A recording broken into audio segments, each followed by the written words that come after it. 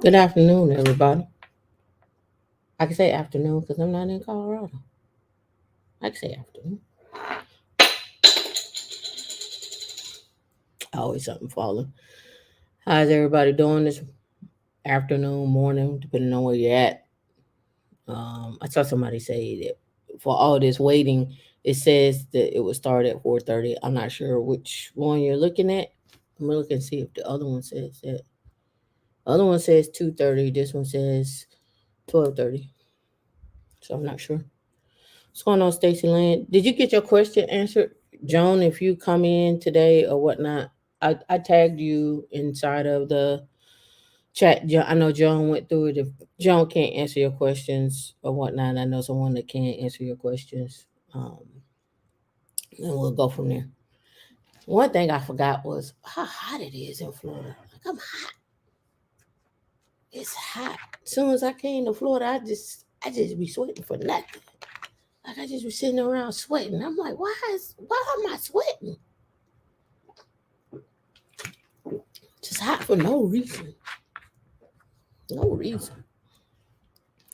Um, no, I don't want it hot to the point where I'm just walking down and bust out a sweat. Yeah, Stacy Land, she should answer it in there. I tagged her in the post. Cody and Evelyn, what's going on? Hanging with Courtney, what's going on? How you doing this morning? I think some of you all are probably still over at on Anton's show, um, watching. Good topic this morning. Um, what's up, Casey Native? Things I talk about here all the time. I always talk about money, skills, and how to invest. I talk about it all the time. So yeah, it's hot in Cali too, Cherie. We're about to find out. So couple of things this morning. I probably won't do the second show. D keeps, D does this thing.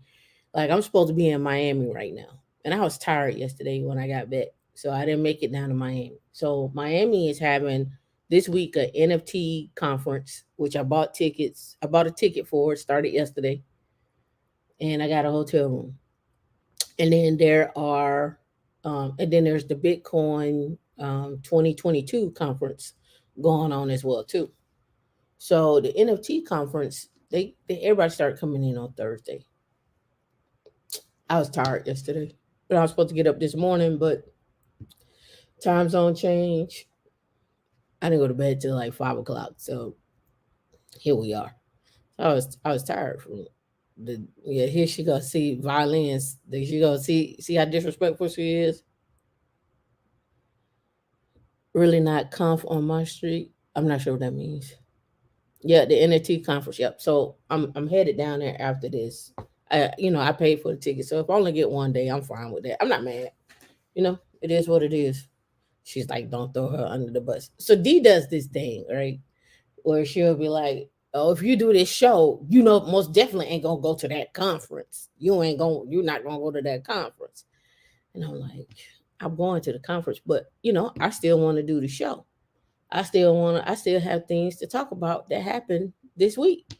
I want to make sure that I get that out. I could not let this go, right? I could have, but I don't want to.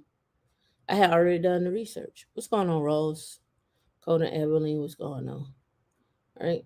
I could have, but I didn't want to, right? So D was like, she's trying to pump me. Just, those are D's tactics, trying to pump me. I'm going. All right. So let's see. Yeah, just trying to, make sure y'all get information. So let's do this first. Um, I'm gonna combine some of the things from the second show into this show.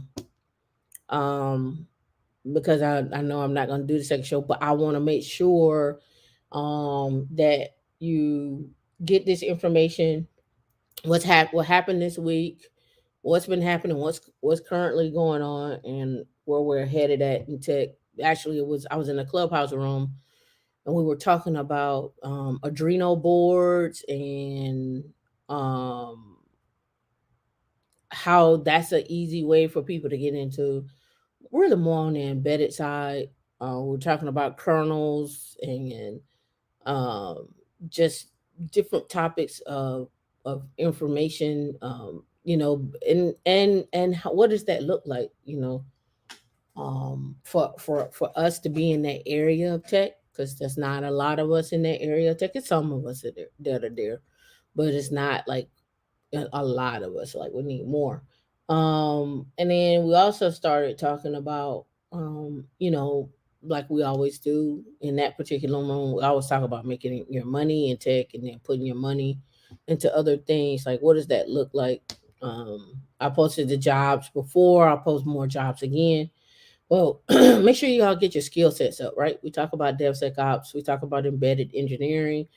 We also we've had people come on to talk about coaching and project management, agile coach, just various topics that we've discussed, from sales to pre-sales to a solutions architect to um, you name it. We talk about it. I bring them on, introduce you to the people who are doing the hiring, what they're looking for, and then let's go and get this money. My minimum is 200K.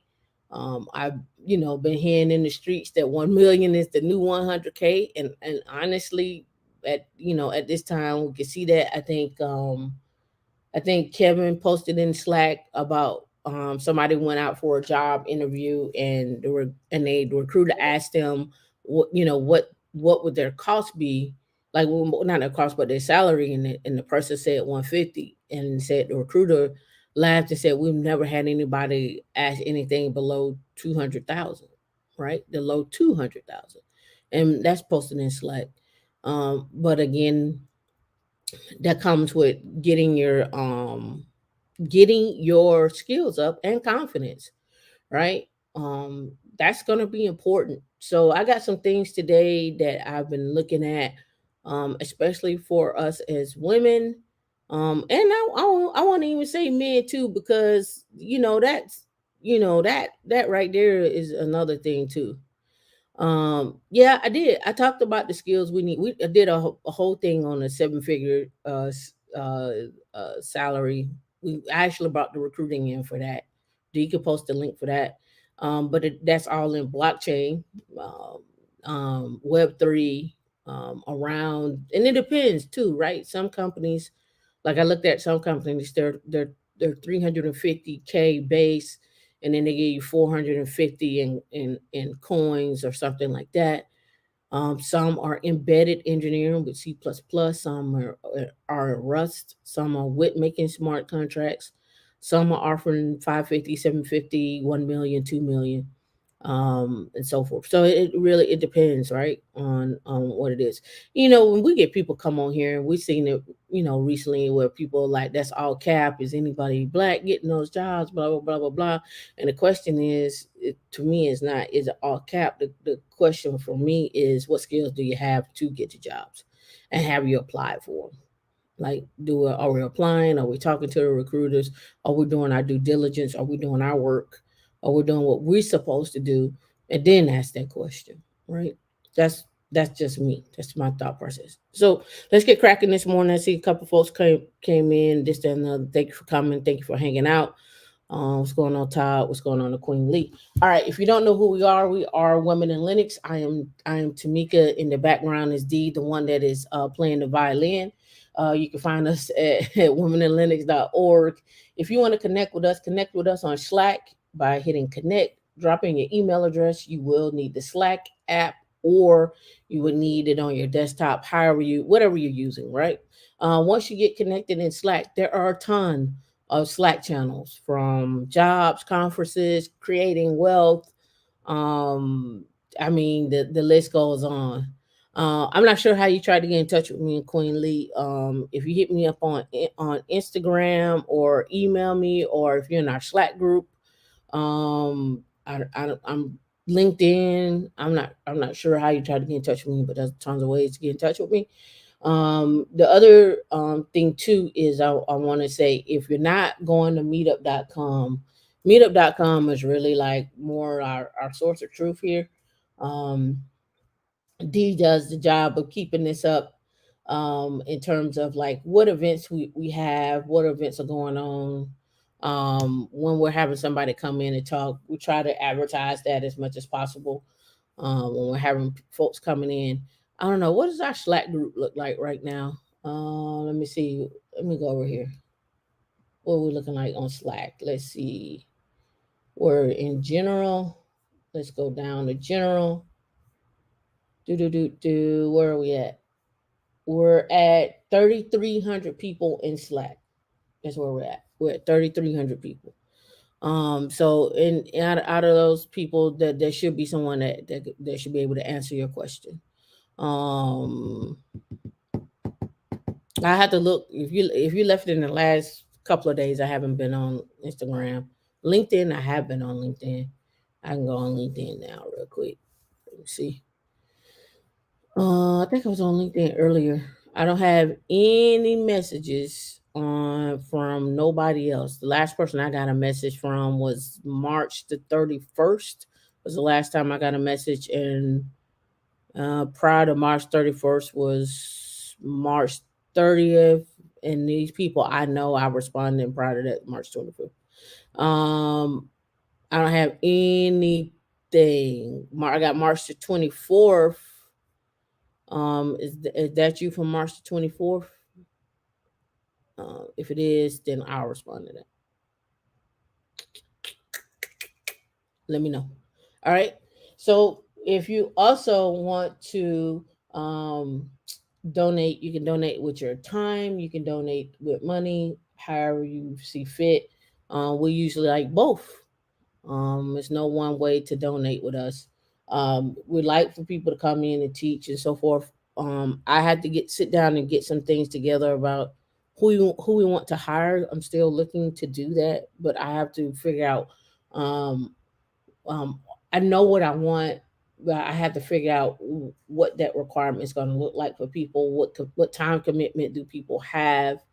I think that's one of the biggest things when we start something. The time commitment is important, and I say that from the perspective. Um, um, you have to have patience with people. You have to lend people grace, lend yourself grace, lend yourself patience, and then also set a time. That time in order to teach. Teaching is I don't want to say hard, but the commitment to teaching can be hard, if that makes sense. So things like being able. I'll show you something here in a minute. Because DevSecOps requires so much in terms of talent. um, People are reaching out left and right. Like I had a phone call with some folks yesterday, and people are like, "Hey, we need 16 positions filled. We need 15 positions filled. We need 30 positions filled. We need 100 positions filled." So the community here, that's the goal. The goal is always to try to get people into jobs. That's our goal, right? Is to get you skills and jobs, right? Level up, right? So but if we're not leveling up and we're not getting the skills, then it's just all talk. So you know there's an investment on both ends, from me, and there's an investment on you, and then there's also an investment from your fellow friends as well too, right?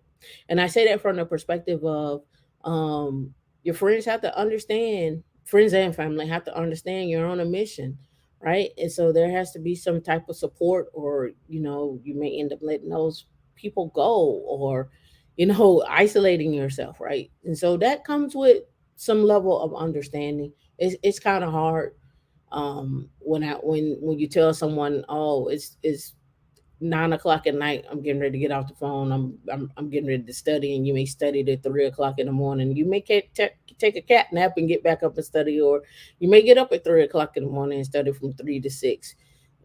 The commitment is real. I'm not gonna sit up here and lie to you, man, which I've never have, but the commitment is real, right? So donate with your time. That's donation is a commitment, as well too, with your time, and you can donate with money. All right. So along the lines of DevSecOps, what I was saying was like one of the things that I'm practicing right now is integrating JFrog with CI/CD pipelines and scanning and building containers and infrastructure and so forth. So I've been working on, Dave, if you can show the screen, working on some projects that require that. So here's JFrog right here, and here's a I found a introduction to pipelines on JFrog's website and what that looks like from their perspective. But if we come over here with GitLab.com, it will be you'll be creating pipelines. So they have a security pipeline inside of here. So let's explain what JFrog is, right? So what JFrog allows me to do, if I have a set of containers that I build, or if I have uh, what we would like to consider source code or code, I can scan that code, right? And I also can scan that code and look for vulnerabilities inside the container, right? So Aqua Security is another one that comes to mind. I think Argo CD does it as well too, and there are a couple of other platforms out there that do the same thing. But now it's all about, well, here you can see here where they got, integrated with most DevOps pipelines, can run on multiple OS, multiple architecture nodes, so forth and so on, right? So now it comes down like, how do I how do I shift security left, and how do I look for vulnerabilities within my code, within my on my in my containers. If my containers are sitting in a repo, I scan those containers as well too? How can I scan those containers, so on and so forth? So there's different levels to it. You can come on here and you can get free pricing. This is no way me advertising for JFrog or nothing. I'm not getting paid for this. I'm just telling you things that I'm doing and what I've done. Right. So free, you have the free, the pro, the enterprise, and then enterprise plus. You can go here and download the free one, where you'll start doing vulnerability scanning. You'll do a CI/CD, container registry, Docker Hub access, and so forth. Unlimited repositories, unlimited users, so forth. Right. So you could play around with that and no charge, and start figuring out how to create pipelines and how to build containers, and that goes gets down into a rabbit hole of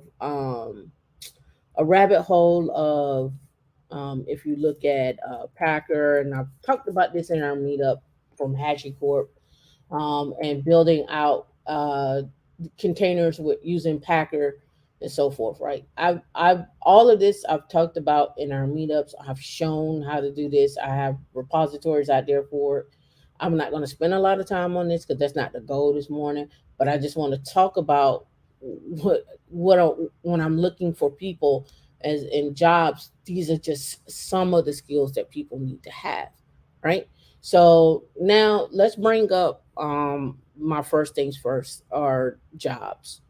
All right. So I'm not sure if Roderick is still hiring for jobs with Red Hat, but he was looking for two solution architects. I believe I posted some of those in Slack as well, but I'll reach out to him to make sure. And that's working directly with Red Hat. What he did want was people who had the ability to learn, who at least had some basic skills and foundation. He said some of the things you will learn on the job anyway. I'm probably going to bring him on here in another week or so to talk about. But he's talked about it before on our last show about job people he's looking for. But we'll bring him on again to really kind of bring that home again about looking for people with jobs working at Red Hat. Do you need to be cleared? He was not looking for cleared people. He was looking for people that they could just do, general work, you know, regular work, no clearance needed. What am I looking for?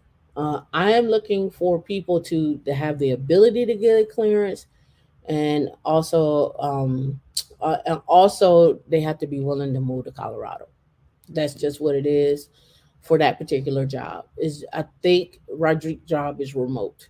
So what does that look like? So um, in my particular case, we're looking for people that understand DevSecOps, from building containers, understanding Fortify, understanding SonarQube, Terraform modules. Really, just go through the Terraform class if you really want to be honest about it. Understanding Vault, Console, Ansible, in some cases Chef, some cases Puppet, Red Hat 6 through soon to be 9 when it comes out. Satellite server, uh, uh, AWS, Azure, AWS Outposts, um, just a slew of stuff, right? It's a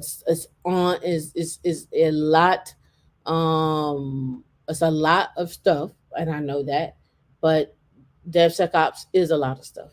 So, the other realm of DevSecOps is cloud security, right? So understanding how to uh, possibly get not necessarily SOC 2 compliant, but understanding the steps that it takes to get SOC 2 compliant, understanding the steps that it takes to help a company proceed forward with their security posture. When you're talking about cloud security, we talked about the SANS.org class that helps out with that. So it's just a lot of things that we are touching. And when I say we, I'm not talking about necessarily in my job. I'm just talking about in DevSecOps itself. And from what I've seen as a general norm for positions. So that's at my job. I have a partnership with someone else. D and I have a partnership with someone else. We are also looking for 3 people for that particular job. Let me pull that up right now, and what we're actually looking for. So, oh, awesome. For this particular job, it is based in Melbourne, which is on the west coast of Florida. Those people would need to relocate there. Is a these are clear positions for that one. So I know. Um, hope I get signed in here. Hold on, confirm. Um, hopefully let me. Okay, yeah, it did. Okay, so let me tell you what that job description says. All right, so for that job description, looking for people with advanced operations skills, implementation, multi-user computer systems, basically um, setting up multi-users to use different computers or different on different platforms. Document all complex procedures and installations of new Linux products. I would say start learning infrastructure as code, right? That's what I would say. Performance complex Linux based issue resolution, correlation and root cause analysis of recurring issues and analytics. Again, what's the source of the problem? How do we solve that problem and document it so we know what to do the next time? um, Perform Linux-based proactive space and growth management, HA, scalability, and strategy, backup, and recovery. This is often again these are basic Linux skills when I say that part, those should be basic, right? So P to V, which would be physical to virtual, how to take something that's a physical object like maybe a bare metal server and move it to a virtual server, right? What does that look like? Red Hat 6 and 7, and then understand how to stand up a Red Hat satellite server and so forth, right? And those were the basic skills. um let's see, are there any certifications required? um, Red Hat, RCSA, Security Plus, are probably the 2 main ones that you would need for this one. They're showing like CCNA security and so forth. They'll take those, but more than likely you'll need Security Plus and Linux Plus or RACSA, and it's 5 to 7 years they're looking for this one, and experience with Linux and networking and Active Directory. Right, essential requirements, but I think most Linux administrators between 5 to 7 years has that ability. Again, automation, understanding Ansible, Bash scripting, and satellite. Right, all kind of, not no kind of, they just do, they all go hand in hand, right? So, and there's 3 positions we're looking for that. We're looking for 3 people for that. That will be located in Melbourne on the Space Coast of Florida. I have not gotten what the salary range is. I'm gonna say that's, to me, that sounds like anywhere from, that could be anywhere from mm, 110 to 130 for that position, but they could go higher depending on, hey, what the need is. And when I say what the need is, how long the position been open. If the position been open a long time, they're gonna pay for whoever needs to come in and do the work, right? So those are the uh those are 3. I know we probably need in my job probably about 3 to 5 people. That's 8, and then Rodriguez 2, so about 10 jobs right there, right? So I want to put that out there first, right? All right, so let's get into the real topic of why you're here. You want to talk about money, right? Let me drop this. This is that, because everybody asks where I get these stats and figures from often. The stats and figures from that and I'll post this in the background. The stats and figures that I quoted from, where we're talking about the wealth gap, not just us, but overall, but where we're at and things that we could do. But this is what I talk about, where 3.5 million black people have a negative net worth, for 7.8 million have a net worth for $10,000. This is that report, or where I got it from. It was still up on my screen, but I don't know if we ever posted it. So I just wanted to make sure you all have it. All right. So let's get busy. Did y'all hear about Elon Musk? Did y'all hear about him getting arrested this morning? I saw it early this morning. I don't know if everybody else saw it. Elon Musk arrested at Tesla Gigafactory rave in Berlin. Um, I don't know if anybody saw that. Elon Musk appears to have taken it a bit too far at his latest Tesla Gigafactory in, rave in Berlin, Germany. The richest man in the world was arrested Friday morning during one of his extravagant parties. Thousands of attendees poured out to the rave cave while local police swarmed the compound. Police have confiscated a massive sound system from that Elon claimed in a stupor came from Mars. The police were not able to make sense of the statement, and they have given no further comment on whether or not the sound system was in fact made from alien technology. They did confirm, however, that it bumped louder than anything they had ever heard. Elon nor Tesla immediately responded to the request for comments. I say April Fools, the entire post is satire. No. Y'all didn't like my joke.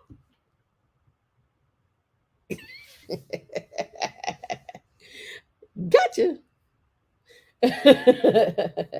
All right. This is a humor. Have a little fun. All right. Have a little fun with me this morning. All right. All right. All right. Just want to have break from being serious sometime. All right, let's go.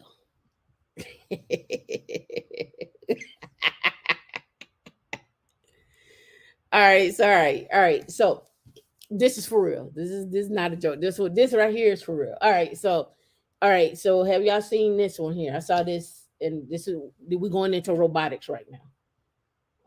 Where you are Samsung new robots can keep the household chores, so you don't have to do them. So now they're coming for the maids. They're coming for the maids. Say goodbye to chores and hello to robots. Samsung unveiled a whole housekeeping robot crew at this year's virtual CES. The first being BotCare, a robotic assistant that uses AI to pick up on your habits and schedule so it can come to your assistance whenever needed with reminders about upcoming tasks. There's also JetBot 90 AI Plus, a vacuum cleaner bot that can determine the optimal cleaning path. It can clean all those small corners while also using LiDAR and 3D sensors to avoid objects it encounters along the way. Finally, there's Bot Handy. Bot Handy uses AI to identify and lift household items to help you out while you're working around the house. It can identify a bunch of different objects, so Bot Handy can set the table, pour wine, or put away your groceries. Very little has been announced regarding when these bots can actually be purchased, but one thing's for sure: cleaning up just got a lot more high tech and way easier. So, So, right. So let's. I want to note out some technology that they highlighted here. Because when I talk about the embedded controllers, edge computing, you already have edge computing in your house if you got an Alexa, or if you got a Google. Is it Google Go? I forget what it is. Whatever Google's device is, right? And then also your phone is edge computing. So um, when I'm talking about edge computing, I'm talking about, hey, um, like they mentioned here, the machine is also has lidar, right? We're also looking at, it's also identifying what a plate is, what a dishwasher is, right? What what clothes are, what is a laundry hamper, how to move around the house. So there's a lot of moving parts when we're looking at this. It also has a camera. Just want you to recognize that also has a camera.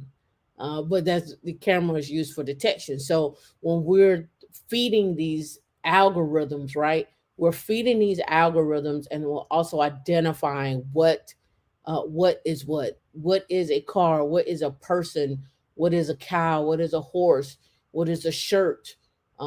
Being able to program it to sort your clothes.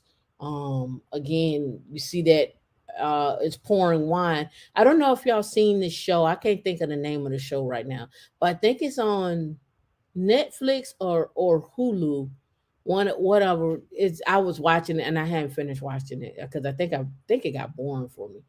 I gotta go back and look at it again. However, in this show, in the first episode, um, they are is people coming over and they're sitting down, they're having dinner, and the plates and stuff are being set by robots.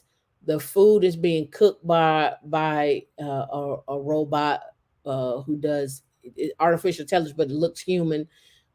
If a spill happened in the show, the robot would come out immediately, sweep it up, and then go back.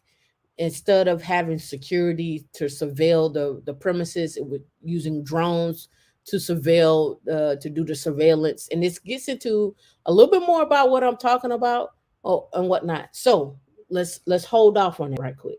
Let's identify that these are skill sets, right? And so when I talk about this, we ask about these salaries and so forth and so on. And what does this look like? When we start talking about edge computing and we start talking about telcos with 5G, and they're already working on 6G.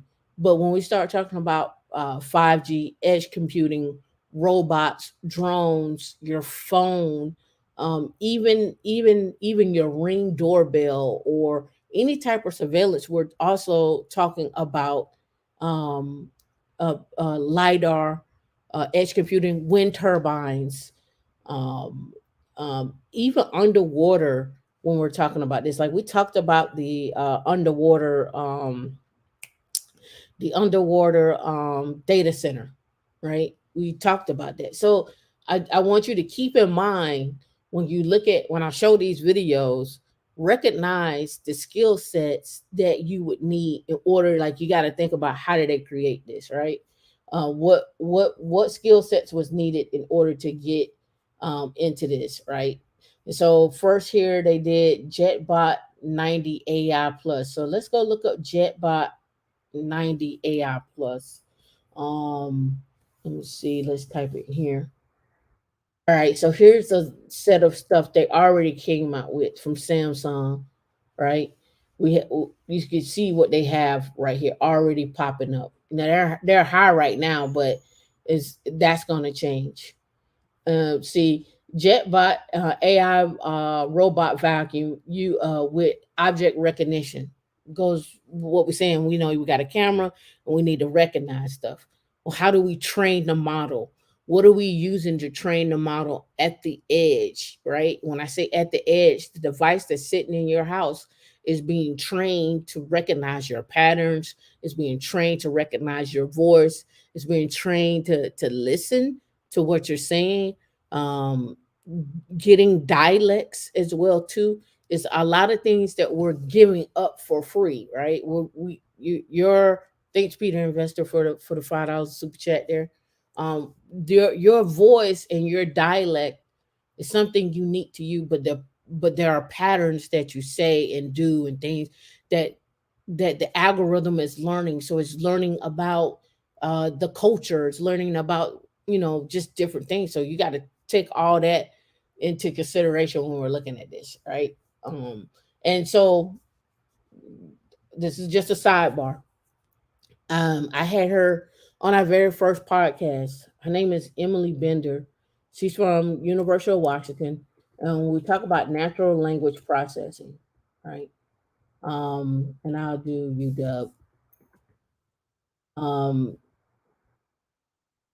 I work. This is my first job actually. My first real tech job was to build out high performance computing clusters and for natural language processing, things that you use every day. You didn't even know you were doing it, like predictive texting. Like, hey, when you're talking and doing sentence completion, that's predictive texting, right?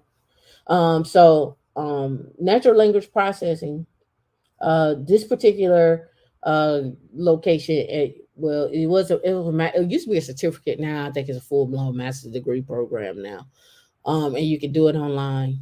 And Emily travels around the world, works with a lot of people.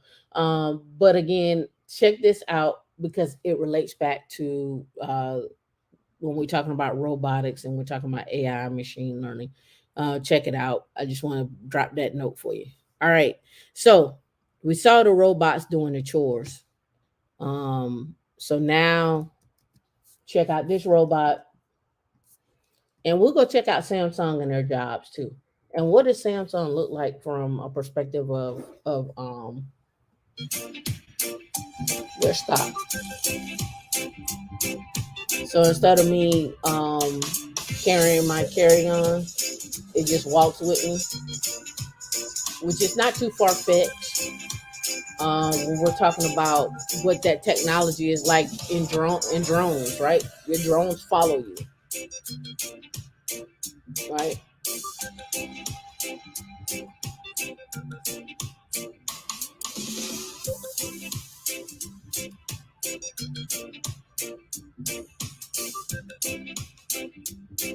Travel Mates Robotics.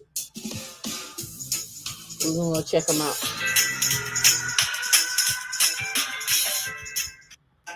All right, so let's look at Travel Mate Robotics, and we'll go check them out on TechComp as well.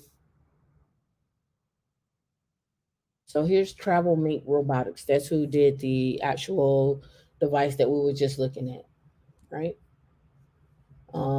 They have one for investors, but here they go. We got security, we got Bluetooth. All Travel Mate models will include a built-in scale, so you don't have to worry about that. For scale, we have an LED. It has GPS on it. Um, Here are the different sizes that they have. Look how much they cost though. 10.99, 15.95, 18.95, right? And they come. I guess these are the different colors that they come in. I'm assuming. I guess the hot pink is for supposed to be. Is that I don't know? Look, hot pink, maybe red. I guess that's for the ladies. I guess. Travel Make Cargo. Lug as a lug. Gas or Gas is a luxury robotic assistance and suitcase. It's a luggage assistance or luggage for short. A luggage helps you carry helps you to carry any weight. You can use as little as one finger to move from one place to another. It pinpoints your intended speed and angle of the luggage, then it activates its motors to help you move your stuff. That one's a little cheaper. Then they got a travel assistant. Um, let's see, robot assistant you can use with one finger. So they have different levels. So it's levels to this when they're doing it. Let's look at one of their videos. Is it smart?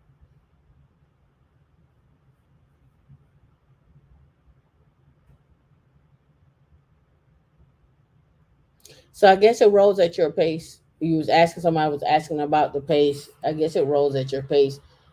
Let me look here.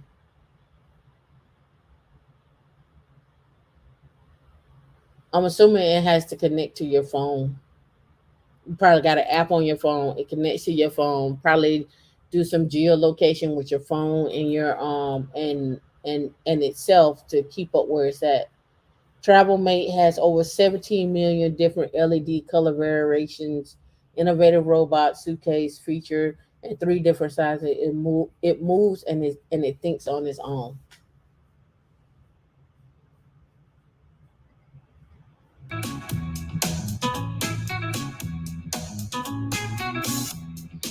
Hi there, my name is Liz. That's me over there, having a pretty one sided conversation with a new robot suitcase called TravelMate. Oh wow! So if I wave my hand like that, it'll spin around. It's the coolest gadget that I've ever seen because it follows you Really? around on its own just like a puppy. So it's basically a robot that carries your stuff for you. It even follows simple voice commands and it can go with you almost anywhere. And you can name it too. Bobby, follow me. If I need to go to work or fly somewhere, this little guy is there with me everywhere I go. Everything it does is so futuristic, and I can't wait for more people to check it out. It'll allow updates, so who knows what awesome things their team will add to TravelMate in the future. If you want one for yourself, and who doesn't, then you can order one right now. So this is also what we see when I know Delta does it. I'm not sure if all the ones the way you could track your luggage to see where your luggage is at. Did it make it to the plane? Did it not make it to the plane? Think about it in that perspective. Like, where is my luggage at? Did it make it to the plane? Did it not make it to the plane? Is it still there? So you can still track your own luggage. It may not be something that you sign up for through them. Another one, what I was looking for is to see if they had any jobs, but I don't see that they're hiring right now. But they do have stuff for investors.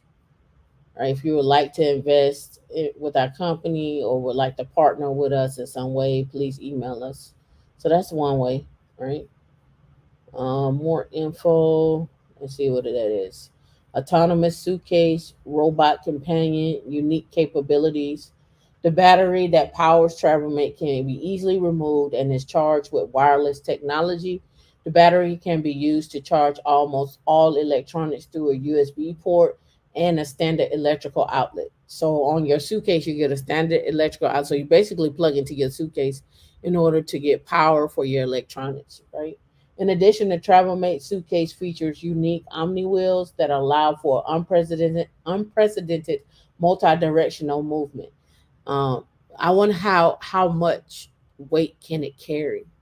Like, I just wonder, like, if I'm just throwing like five or six different items in there, is that what that is? I don't know. What I mean, does it get stuck on objects? What if gum gets on it? Does it still work? I don't know. Just little things to think about. TravelMate suitcase features unique omniwords that allow for unprecedented multi-directional movement. This is crucial for autonomous technology. Since the suitcase functions as a robot in practice, now that's another question. What kind of what if they got a battery on there? You know when you getting on the plane, they were like, "What kind of battery do you have in your stuff? Do you have anything that's going to explode and so forth?" I wonder what that looks like. What kind of approval they had to go through in order to get that on a plane. Since the suitcase functions as a robot in practice, it uses AI and machine learning to optimize its movements, and Omni wheels allow for markedly increased stability and range of motion that cannot be achieved otherwise. So they're looking for investors for this.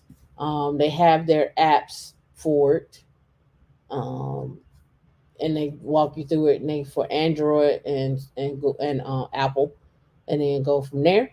But they don't have any jobs right now. Let's go over here and look at Samsung, because we that's one person we looked at, and we also need, what is Samsung ticker?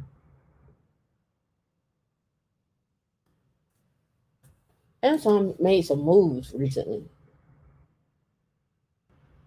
Samsung made some moves recently. Samsung lays out innovative user experience, unveils premium TV. Let me see. Samsung made some moves recently. Samsung stock underperformed. SMSN. Samsung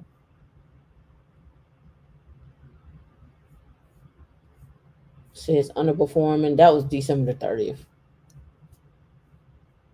SMSN. $1,700 per share.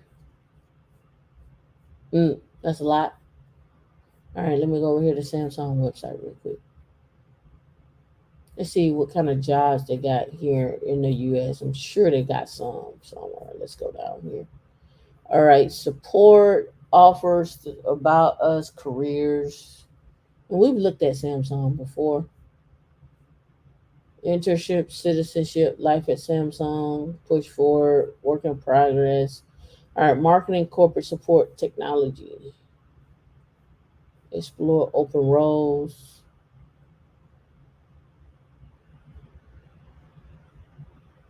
All right, and then let's come over here, United States, job category. Well, we want regular full time jobs. And let's look at job category. So we got, and let me make this bigger. I know it's kind of small. Okay, we have software and R&D, production engineering, and we'll go software R&D as well too. All right, so systems engineering, scheduling, and automation engineer in Austin. What does that look like? For tech sim, KPI, filling in gaps, SOPs. I mean, look at, okay, must have a degree in engineering, electrical or mechanical, proficient in Microsoft, 2 years of equipment engineering. So again, this is what I get into all the time too.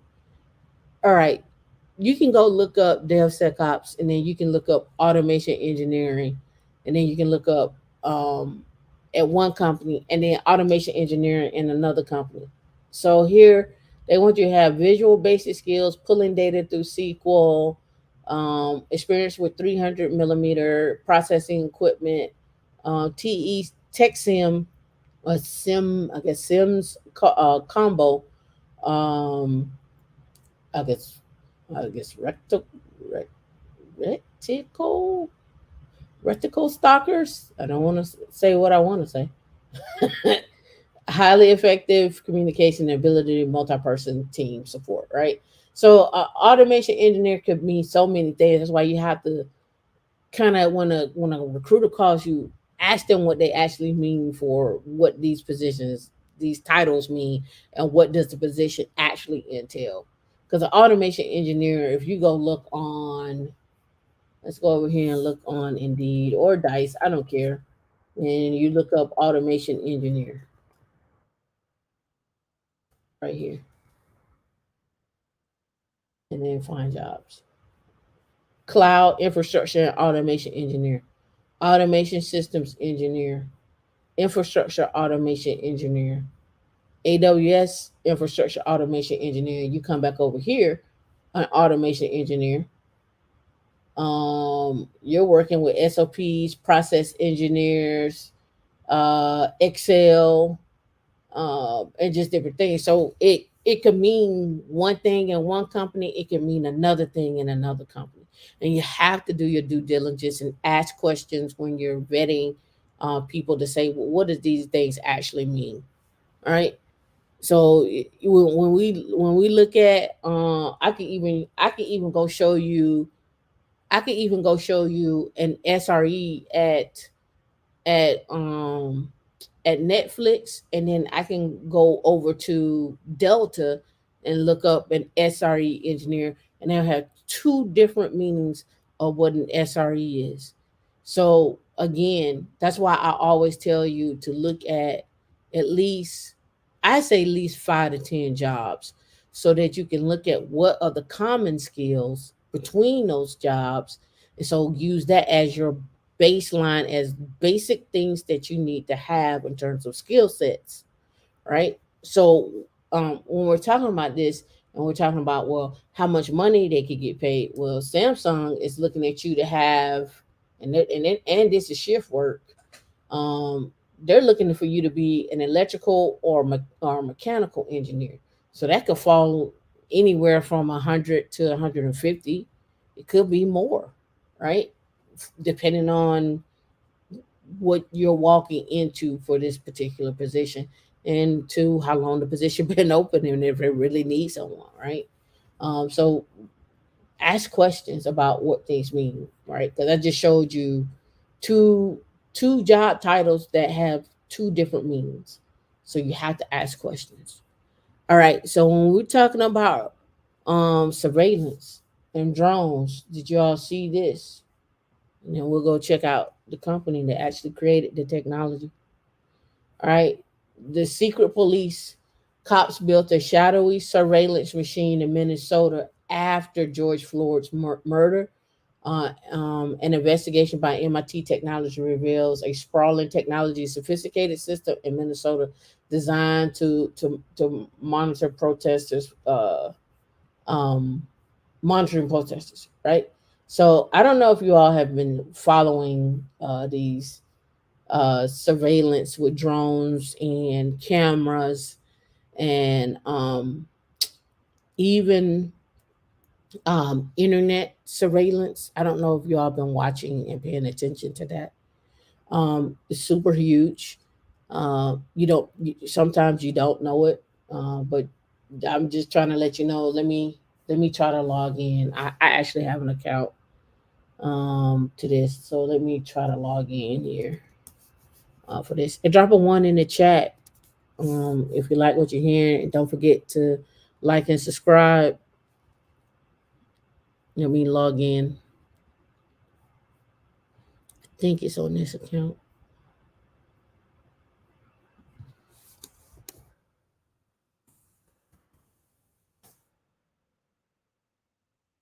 No, don't recognize that account. Let me see where I got it. I'm pretty sure it's that account, but hey, we're about to find out.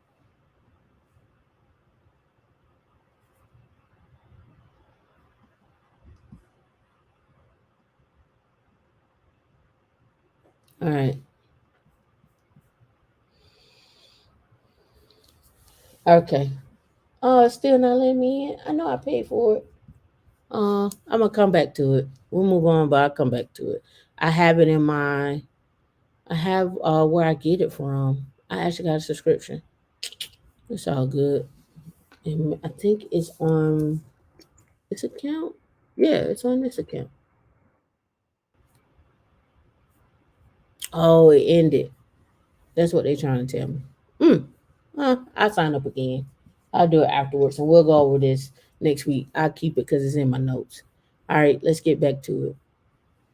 All right, so that was that one. Um, there were some notes from last week. I want to see if I want to continue down this road that I'm going right now, but let me put this one out here since we are talking about security and surveillance. I want to show you the video. There's a video that goes along with it. Did you see the former Seattle Police Chief Carmen Best joins Microsoft as the Director of Global Security Risk Operations? Um, I thought that was pretty big. Um, in terms of, we normally don't see, you know, you know. All right, so Best served as a Seattle police chief from 2018 to 2020 and spent more than 2 decades in various roles in the Seattle Police Department, including as deputy chief, assistant chief with investigation bureaus. She departed following police funding cuts and police reform protests. At Microsoft, Best will be responsible for the global virtual security operations team, intelligence, executive threat intel, special asset security, event security, travel security, security risk operations, security program management office, according to her LinkedIn. Um, and I just want to make sure we see what we're saying here. Executive threat intel, special asset security, event security, travel security, security risk operations, and security program management office. Right? She's 57. Um, Best was the most recently a global account director with, I guess, Securitas Security Service, where she landed after retiring from SPD, right? And then she gave her thing that she was proud of, so forth and so on, blah blah blah blah blah, right? So check her out. Her name, what's her full name? Carmen Best. Is that right? Yep, Carmen Best. All right. So check out Carmen. Let me see what the comments are. I was oh, you was thinking the same thing about the battery, yeah, D. Um, the MCS airport you ever seen? Yep. Sasha, how does the robot work in the crowd? Well, again, it's got detection. It's using lidar, so again, it's recognizing humans. Right? It's probably got something on there to recognize humans. Yep. All right. So let's keep going. Has a quick question? Has anybody been watching? I know you probably may have watched the trial with Elizabeth Holmes, but has anybody been watching the actual net not Netflix, but the Hulu series? I started it yesterday. I need to finish it off. But have you all been watching that? I'm just curious. Um, there are some. I need to go back and pull out all the nuggets and gems in that show so far. So I'm not telling you to be about telling you to be Elizabeth Holmes. I'm just pointing out some things that I see in that show that is very reflective of what you see in the tech industry and in startups. Right. This is just things I'm pointing out. Right. So let me know if you watched the court case or if you watched the show. All right. So I had a big list last week. We're gonna move into some crypto here. And I didn't get a chance to talk about it last week. I left it off. So we're gonna talk about some crypto. We're gonna see who's investing in what, where y'all at. Drop a one in the chat if you are investing. Also, drop a one in the chat if you're investing in ETFs and REITs. Um, let me see. All right. So here. This one, I don't know if you saw this one. Crypto investor Katie Hahn raises 1.5 billion for Web3 venture fund. Now, I talked about this before about these venture funds and what these venture funds look like and how things how things work and so forth, right? I don't even have my books in here next to me with the Series 65. But it's the largest venture fund for a solo female partner will invest Web3 in Web3 projects the two funds. $500 million early stage fund, and a $1 billion acceleration fund. All right. Katie Hunt, crypto investor and board member for Coinbase and OpenSea, announced that she raised 1.5 billion for her new fund, Han Ventures. I'm gonna look that up too.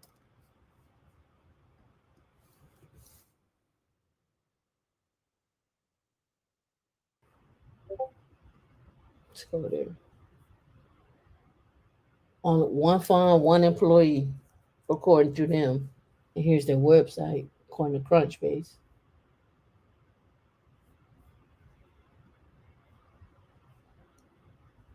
Introducing Han Ventures. Today we're Han Ventures 1.5 billion. My path to Web3. And talks about her background and what she's looking to do. Right? So let's go back over to this one. Um The firm will invest through two funds, $500 million early stage fund and a $1 billion acceleration fund. The two funds represent the largest debut on record for investment vehicles led by a female general partner, according to data from PitchBook. Hans stated that the firm will invest every layer of Web3 tech stack and seeks to back projects in both in their early and growth stages, adding the firm aims to have the projects it supports reach over a 1 billion people. So think big, right? No small thinking, think big, right? The firm is also interested in around shaping public opinion and government policy, right? So there needs to be policies around these projects for Web3. We're gonna get into that. Han Ventures team consists of former communications vice president of Airbnb, press secretary for Vice President Al Gore, Chris Lehan, former Lehane, former director of business development at Coinbase, Sam Blum, and founder of Jigsaw, Google's tech incubation company, Jared Cohen, serving as an advisor. Right. So again, we're talking about $1.5 billion. So if you got a Web3 idea, think big. Let's go. Right. We need a Web3 idea. Think big and let's go. Here's another way to look at it too. How can that robot that's around doing your dishes create some type of coin or mine a coin, or how can we get, as this robot's traveling through the airport, can we link it up with a helium device or something like that, and it mines while we rolling, so we making money while we moving too. Like, it's just things to think about, just throwing ideas out there. All right. Um, we saw the one about the yacht club, the Ape Yacht Club. We saw that already. I know you saw that. That's why I said I wanted to come back to it. Board Ape Yacht Club, new metaverse shows, NFTs are evolving. Um, Cryptocurrency like Bitcoin and Dogecoin hit an all-time high last year, but 2021 was the year of non NFTs, non-fungible token. Over 25 billion was spent on NFTs last year, and last year a few billion more was taken at the global movie box office. Because of that imperative figure, a stigma around NFTs. Most people are either confused by the startling prices of NFTs fetch, or convinced they are elaborate hoax, a scam waiting to happen. And we've seen some scams from the NFT side, and not Bitcoin, but just cryptocurrency side, right? Tuesday, creators behind Board Ape Yacht Club NFT collection, Yuga, announced a new valuation of 4 billion after raising 450 million to create a metaverse. Right? A year ago, the sentence would be incoherent. Now it's a harbinger of the next phase of NFT, which are transitioning from art collections to ecosystems upon themselves. Right? And the NFT conference that's going on in Miami is going on right now, and I think next week is Bitcoin. All right. Again, like I said, I didn't talk about this stuff last week, but let's look at this one here. Let me bring it over. And this one is out of Africa. NFT introducing first NFT collection from Invictus NFT Lab out of Africa. I shouldn't say it's out of Africa, but that's the name of it. Right?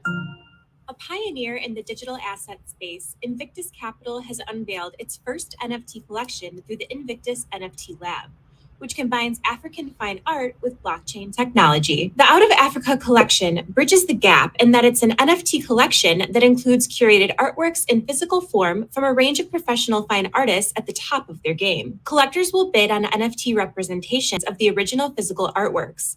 These NFTs act like a certificate of ownership that allows the holder to have the physical artwork delivered to them if they wish. The collection is made up of 118 curated unique NFTs by top Southern African blue chip and highly sought after artists, backed by and redeemable for physical artworks across a range of mediums. Prospective investors interested in the project can subscribe to the NFT Lab newsletter to get updates on participating artists and artworks. Register today. No, I thought that was cool. Because I normally don't see a highlight of African art, especially from the NFT side. I thought that was cool. Yeah, I have my helium miner over there on the table right now. I need to get it set up. So I'm glad it's finally here. But I got some other miners and stuff that I'm looking at as well too. Um, and I'll when I get everything set up, we'll have to do a show about it. All right, so let's look at this. Um, I know y'all saw this. Like I said, this is old. This came out March 24th. Snoop Dogg launched the Board 8 theme music NFT, 8 coin source. And again, that came out March 24th. So Snoop Dogg and Wiz Khalifa music NFT. Yuga Lab raises 450 million. We saw 8 price surge. Like so again, I said I've just been following up on what it looks like, and so forth. So just want to throw this information out there. All right. So another thing I had started looking into, well, what does cryptocurrency look like for your IRAs and um, insurance, right? Um, I know there are a couple of companies out there that you can create an IRA, but is your cryptocurrency feeds into your IRA, right? So I there's a few of them out there, but I also start looking at, well, what does that look like? Cryptocurrency insurance for business, right? So here, due to thank you. Due to the cryptocurrency market high risk potential, validity, unregulated nature, and the relatively short track record, some insurance companies are hesitant to or simply will not provide cryptocurrency coverage for investors and business. However, the insurance industry is warming up to the cryptocurrency market, and some insurers are beginning to write coverage for cryptocurrency into some business policies. So I brought this up because there was a talk that Eric Coffey did yesterday. I didn't get a chance to see him on stage yesterday, where the federal government is also looking not just at cryptocurrency but NFTs as well too, and also how cryptocurrency plays with into some of the things that they want to do. So they're actually looking at people. Then I got to thinking about it. I was like, as a business owner, what kind of insurance do I need to have if we win a project around that, and who will insure me? So that's what led me down this rabbit hole of if they're looking at this, well, what insurance companies and what type of coverage does a business owner need in order to make sure that they're covered? right? So that's what got me going down this road. So it's possible for cryptocurrency insurance to be written into standalone policies to be included in general business insurance, crime insurance, custody insurance, and decentralized or DeFi insurance policies, right? It helps business secure correct and high quality insurance coverage for cryptocurrency at best practice at best prices possible. Types of cryptocurrency insurance policies for business and corporations. Custody insurance for crypto, right? Crime insurance for crypto, general business, decentralized, and choosing an insurance broker for insurance for crypto currency insurance. Um, and this is going to start manifesting a lot more. Um, I wouldn't be surprised if we see something probably around. I'll be talking more and more about this around September when it comes to insurance, as we're starting to see contracts and talks about cryptocurrency in the government space and so forth, right? And when I say government, I'm not just talking federal. I'm also talking state and local, right? I'm not sure. Don't quote me on any of this. What kind of insurance do you need if you have a Bitcoin ATM, right? And what does that look like? I don't know because they're already up, but I don't know what kind of insurance you need or if you needed any insurance. I don't know, but I'm just thinking out loud. If somebody need will come in and regulate and say you need insurance, what does that look like? All right. So when I talked about insurance, here's another one. um, wealthmanagement.com. I found this article here about Mass Mutual um, getting into crypto subsidiaries for IRAs, RIAs, not IRAs. All right, RIAs. Mass Mutual is debuting a crypto platform for RIAs, if you want to say it, called Flourish Crypto. Awesome pop up. With third party integrations to services from eMoney Advisor, Orion, and I guess InvestNet. Mass Mutual is launching, let me pull that up. Mass Mutual is launching a crypto investing platform for RIAs, not IRAs, that will allow advisors to I guess compliantly access, report on, trade, and plan using digital assets. According to the announcement, it's called Flourish Crypto. I guess Massachusetts Mutual Life or Mass Life is making the new technology available for more than 400 RIAs already using Flourish, and has a number of big name integrations. Flourish Crypto is debuting less than a year after Flourish was purchased by Mass Mutual, originally positioned as an acquisition to provide financial planning and cash management solutions to advisors and their clients. Flourish is now opening the door to turnkey crypto investing. Flourish offering will move advisors into the driver's seat when it comes to providing financial advice and support around digital assets, right? The solutions are available just the solutions that are available just do not meet client demand. They're not efficient ways to access these assets classes. So I guess I have a lot of questions about this. I didn't go sign up and I didn't go down the rabbit hole of this, but my questions are, when we say we're investing, well, what are you investing? What can you invest in on the platform? What does that look like? Yep, crypto compliance jobs. What is also who is who? What kind of training are the fund managers getting in order to advise the clients? And kind of what is on the platform? So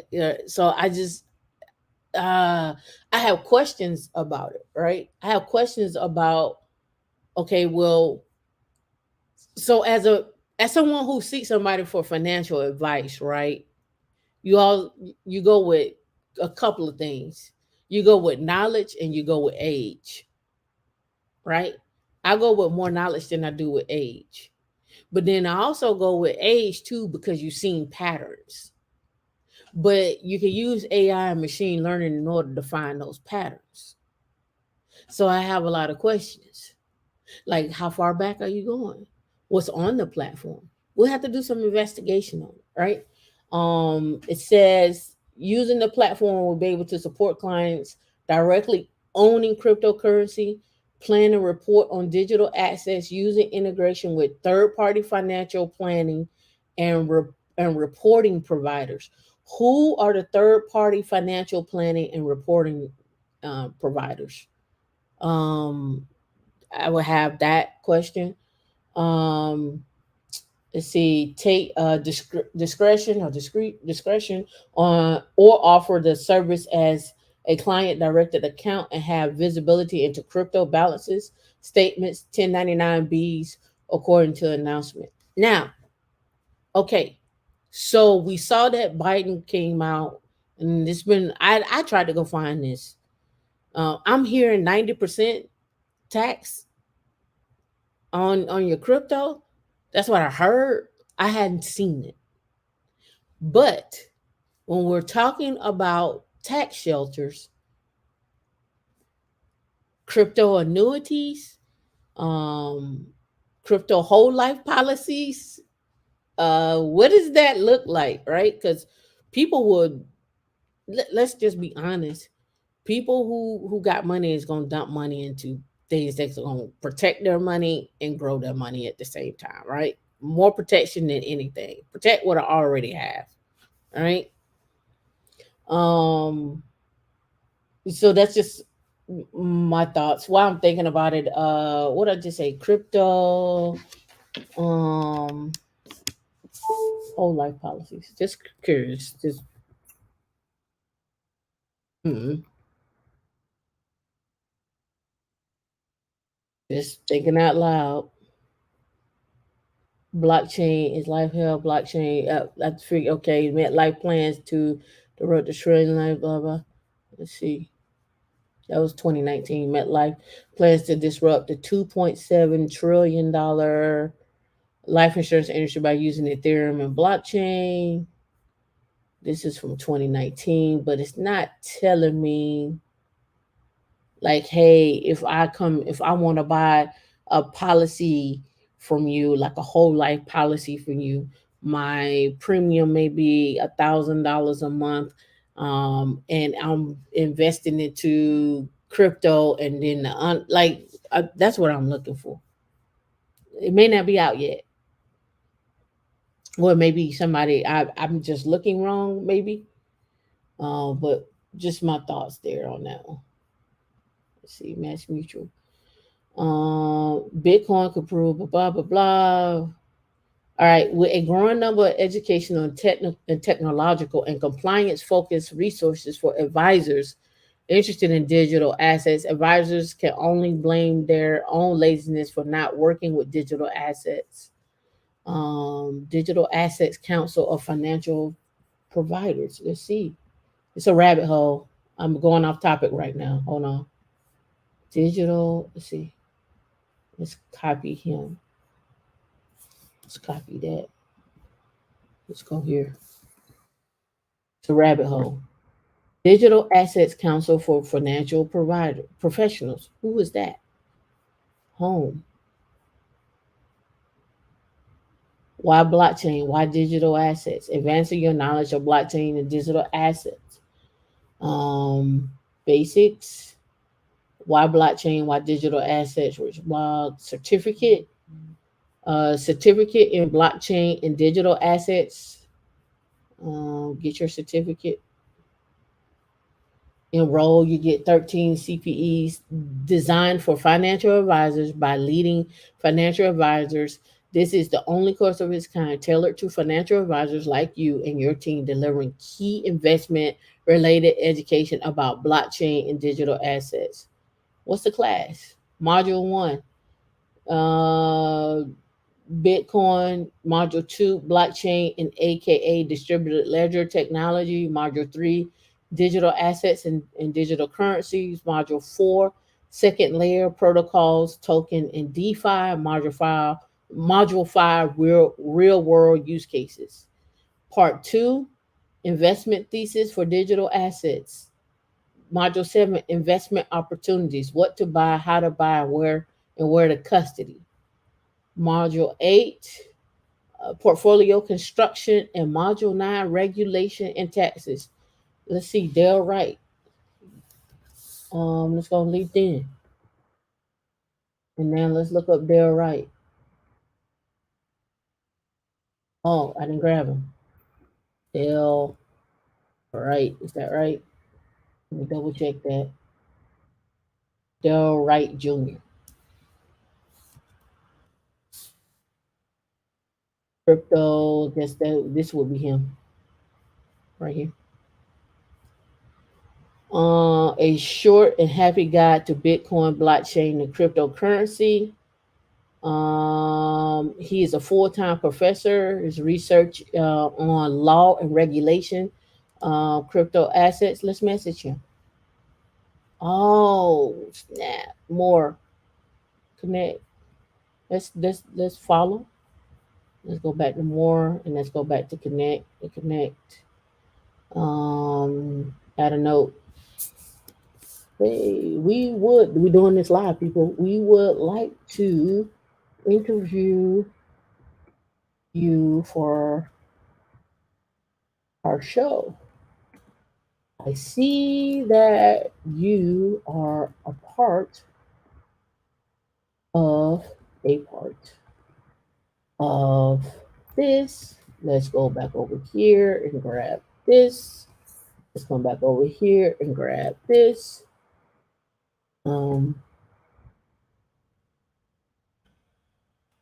We found this information intriguing. What else should I say? We found this information intriguing and would like to know more. Tell me.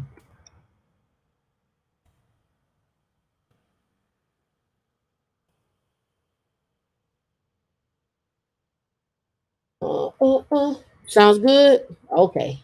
Send. All right. So we got reached out to him. All right. So regulation and taxes. Right. And module 10 is operations, compliance, and risk. And here are the three people that handle that. Module 11 is exclusive bonus content explaining blockchain and digital assets to new and current clients.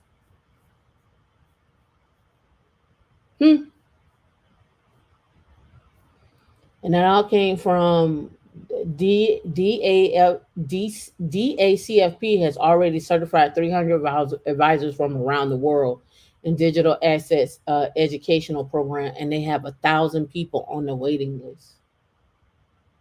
There is no legitimate reason for advisors not engaging in this asset class. If Match Mutual is able to deliver on promises of flourish crypto, it will be a major development for advisors. Right? So check it out.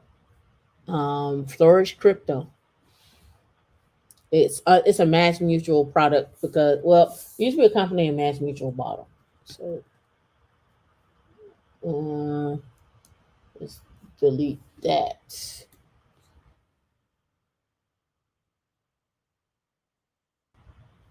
And this is the site. Turnkey Crypto announcing Ethereum testimonials and innovative platform. Learn how, design to use, so forth and so on. Here you go. Flourish Cash, Flourish Crypto, resources, so forth. So yeah, Tam and D, may we have the link? I don't know which link you want. This one. I'll put it back, and D can do her thing. I found it interesting. I hope you found it interesting. I found it interesting. Big Bad Bull, what's going on? Code and Evelyn 90. What's 90? What's 90? All right. So that was that one. Rabbit hole. My bad. Let me make sure I covered everything I wanted to cover on the crypto side.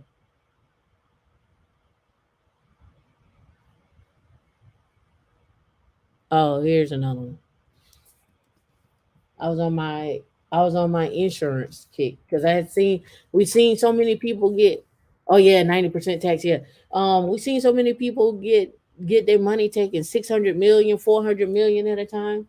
All right, so Lord's launches a new cryptocurrency wallet insurance solution for coin cover. Lloyd has launched a new insurance policy to protect cryptocurrency held in online wallets against theft or other malicious attacks. Right, the first of its kind liability policy with flexible limits, from as little as 1,000 euros. I think that's euros. Maybe francs. It may be euros. I'm not sure. Was created by Lloyd's Syndicate, Atrium, in conjunction with CoinCover to protect against loss arising from the theft of cryptocurrency. So this is going to be a lot more people that's looking to have some type of protection on their cryptocurrency and also some preventative measures. So you're going to see more jobs around that as well too, right? The policy is backed by a panel of other law insurers, which include TMK and Markle, all of whom are members of Lord Product Innovation Facility.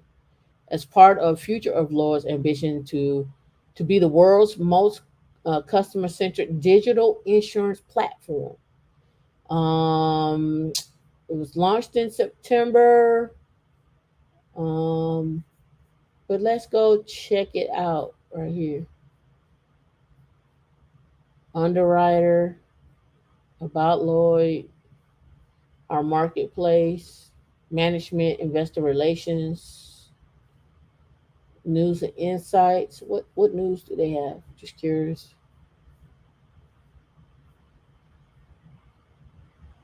All right. Blueprint to interactive guide marketplace webinar. Don't see what's running in Ukraine, blah blah blah. We'll have to dive into them as to what all of their offering. I just wanted to see that I didn't peruse their website before, so I'm just looking. All right. So that's all I have for that one.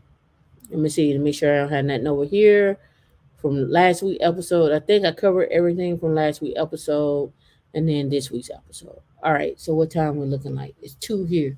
Oh, we're out of time, Martin. Oh man. Before we go. Before we go.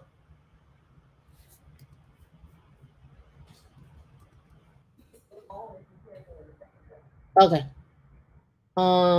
Dyson's futuristic new headphones double as an air purifier for your face. I don't know. Did y'all see this? Did y'all see this? Um, so this is what the headphones look like. Let me blow it up some. It's bigger on your screen here. So here's the air headphones and the air purifier. So I don't know how it all works. All right, 6 years ago, mass mandates and a global pandemic were beyond the public's imagination, and yet Dyson began development of the new product all at the same time. Some 500 prototypes later, the company is announcing the Dyson Zone. It will be out this fall for unspecified price. It's a wearable. It's a still a wearable air purifier. Excuse me, purifier, but the backpack is gone. Now the machinery is inside of a pair of chunky headphones, which channel filtered air into a visor that sits on over your nose and mouth. Stuffed with noise canceling technology, the device also allows you to listen to music or even take phone calls while breathing clean air. It filters 99% of the particles down to zero point 0.1 microns, which means the zone is capable of filtering dust and bacteria. Dyson's own testing has found it's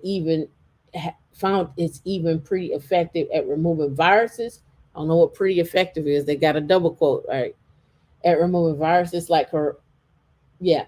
And according to Tom Bennett, head of product development with a focus on wearables. All right, there you go. You got the dust in the air. You getting filtered, and then you got your headphones, right? I think this probably works well in places with high uh breathing capabilities like LA. I think that works there. Headphones would be $16,000. They probably be 2,000. I'm gonna go online and see how we replace the filter. I don't know how you clean a filter, right? That's a good question, right? Let's see. There's a picture of the headphones. How do you sneeze? How do you squeeze an effort in the headphones? Um, yeah. I mean, look, the filter is designed much like an N95 mask, as it uses static electricity to pull small particles toward it to improve its filtration efficiency. Meanwhile, an extra carbon filter captures gases like CO2 and ozone. That looks like the filter right there.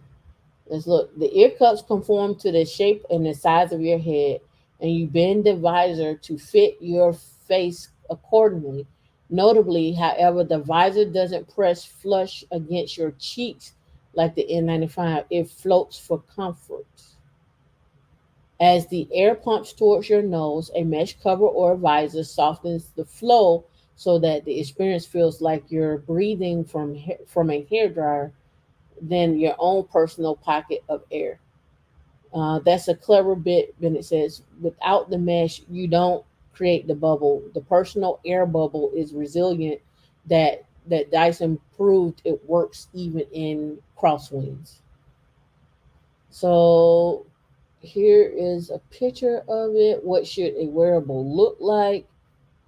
Let's go back up here.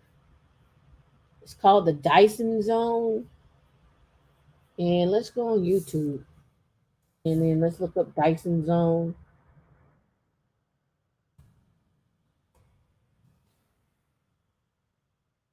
All right, and let's look at this. Dyson just unveiled its first wearable product, and it's not what you think it is. The device is called the Dyson Zone, and it's a set of noise canceling, air purifying headphones. It comes with a detachable visor for the bottom half of the wearer's face that looks, to put it mildly, odd. That visor actually blows filtered air to your nose, mouth, and chin, sort of like a portable fan dedicated to the lower portion of your face. Dyson integrated a smaller version of its air filtration system into the ear cups, and the idea is that people can protect themselves from pollution while out and about.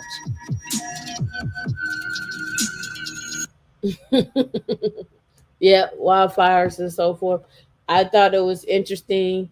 Was one, the technology behind it. Two, are we really leading towards this? Right? Are we leading towards where we want to have headphones and filter as we walk through the airport, right? And we're listening to music, and we have our phone connected to our moving luggage. It would be great if they just had. See, this is what I think the airport needs.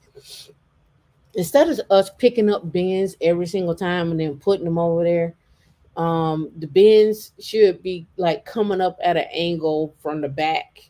And so, people who are standing right here, but there's somebody in front of you, you can start kind of putting your stuff in there because it's coming up.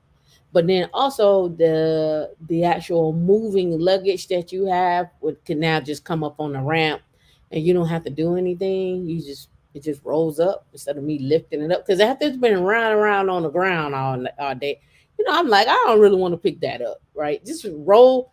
roll on up, and when you get down, roll on down when you go through the screening, and just come on off and keep it moving, right?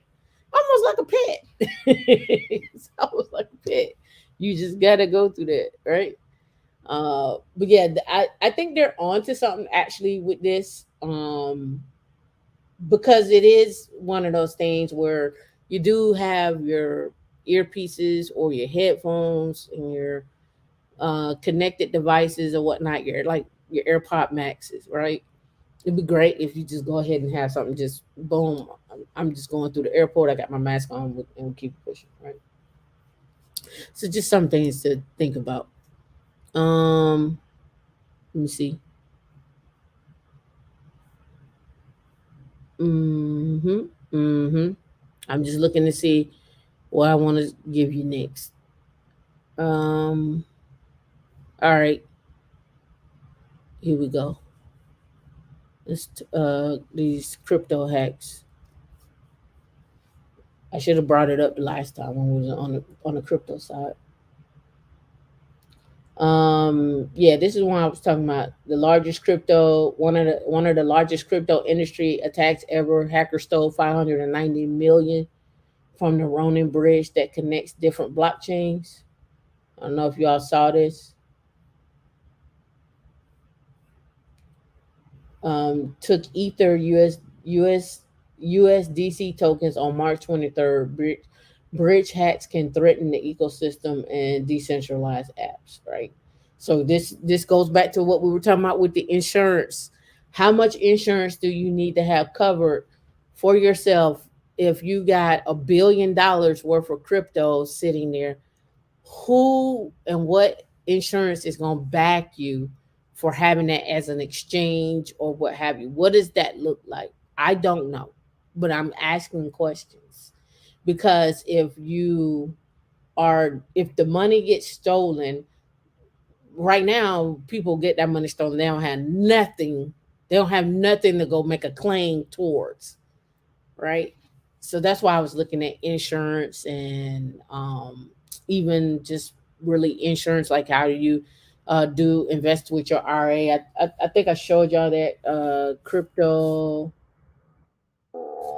invest in IRA, right? Yeah, I Trust Capital is the company. Uh, they want I didn't want the one with the ad, but that's fine. Pricing right here, and then how it works, security assets, precious metals, and so forth. And then zero monthly fee, 1% crypto transaction, 50 gold transaction fee is 50 and silver is 250. Set up your IRA, facilitation or transfer rollover contribution fund to your IRA, all necessary IRS tax report, unlimited storage with institutional custody, I trust platform support and maintenance, no additional hidden fees. Crypto IRA, I Trust Capital raises 1.25 million, pushes their evaluations to 1.3 billion. And then they got a little learning on here that you can do. All right. Crypto education, coin announcements, retirement education, security, just different stuff. Open a crypto IRA. Right. Um, let's talk about tax gains.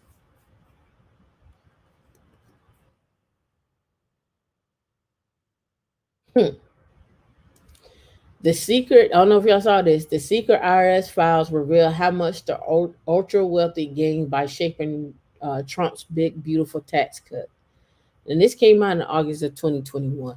I'm not going to go deep into this, but I think you already know. Yeah, and you saw Biden came out with the tax on billionaires, right? The billionaire tax, right?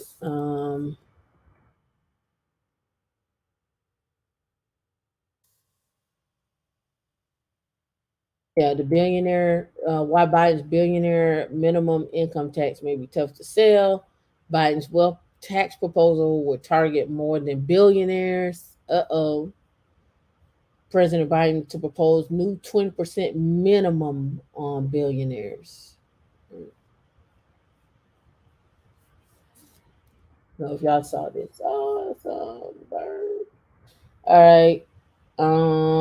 It would require households worth more than 100 million, and this gets into family office, where you can be 100 million with a family off, mid family office, single family office is mid is 100 million if I'm not mistaken. Hold on, and then this the other one is 10 to 20 million. 100 million family office.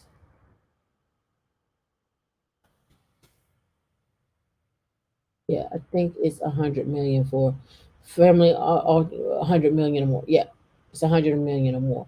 And then I think the single family office is 10 to 20 million. Right? It says the administration indicated that the tax would affect the top 0.01% of households with more than half of the revenue coming from billionaires. The idea of taxing wealth and not just income remains a priority among progressive, and the White House seems to determine to have it to become law. Let me see who else it affects. What who else it affects? Not the facts. Who else it affects?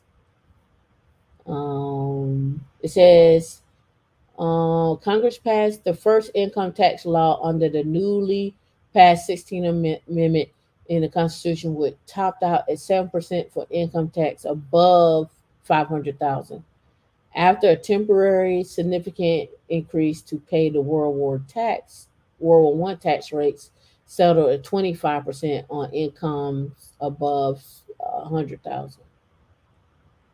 Let me see if they got anything in here. No, no, I didn't see where what else it affects, but I just we'll have to read more about it. But over here, this goes on to talk about their tax records, right? That got released, like the expanded tax break Johnson muscled through the netted them 215 million instructions in 2018, and they go on to talk about how much money they earned. They just got richer on the tax stuff. And so here you go right here. So you can see. Okay. Michael Bloomberg uh, deducted claimed in 2018 $183 million in taxes. Total tax savings in 2018 was 67 million. These are the tax savings that they got, right? 67 million in taxes, right? um, uh, Dick and Liz, I guess, Uline, or the Uline is the company. They end up saving 43 million in taxes, right? And we can see the numbers over here, right? Um, and again, when we talk about corporate taxes are paid by what are known in tax lingo as C corporations, which include large publicly traded firms like AT&T and Coca-Cola. Most businesses in the United States aren't C corporations, they're pass-throughs. The name comes from the fact that when one of these businesses make money, the profits are not subject to corporate taxes. Instead, they pass through directly to owners who pay taxes on the profits or on their personal tax returns. Unlike major shareholders in companies like Amazon, who can avoid taking income by not selling their stock, owners of successful pass throughs typically can avoid taxes. Pass throughs include the full gamut of American business, from small barbershops to law firms, in the case of Uline, a packaging distributor with thousands of employees. So alongside the corporate rate cut for AT&T's rate cut for the AT&T's of the world, the Trump tax bill included a separate tax break for pass-through companies. For budgetary reasons, the tax break is not permanent and sunsetting after 8 years. Proponent touted it as a boosting small business and Main Street. And it's true that many small businesses got modest tax breaks. A recent study by the Treasury economists found that the top 1% Americans by income have reaped more than 60% of the billions in tax savings created by the provision, and most of the amount went to the 0.1%. So then what they're saying here is like what I hear is get a CPA. So someone who keeps up with the tax laws and what is going on with the tax laws. You could do it too, but it's gonna cost you time where you should be taking that time to go make money versus having the time here for that, right? So tax records show that in 2018, Bloomberg, whom ranks as 20th wealthiest person in the world, got the largest known deduction from new provisions, slashing his tax bill by nearly $68 million, right?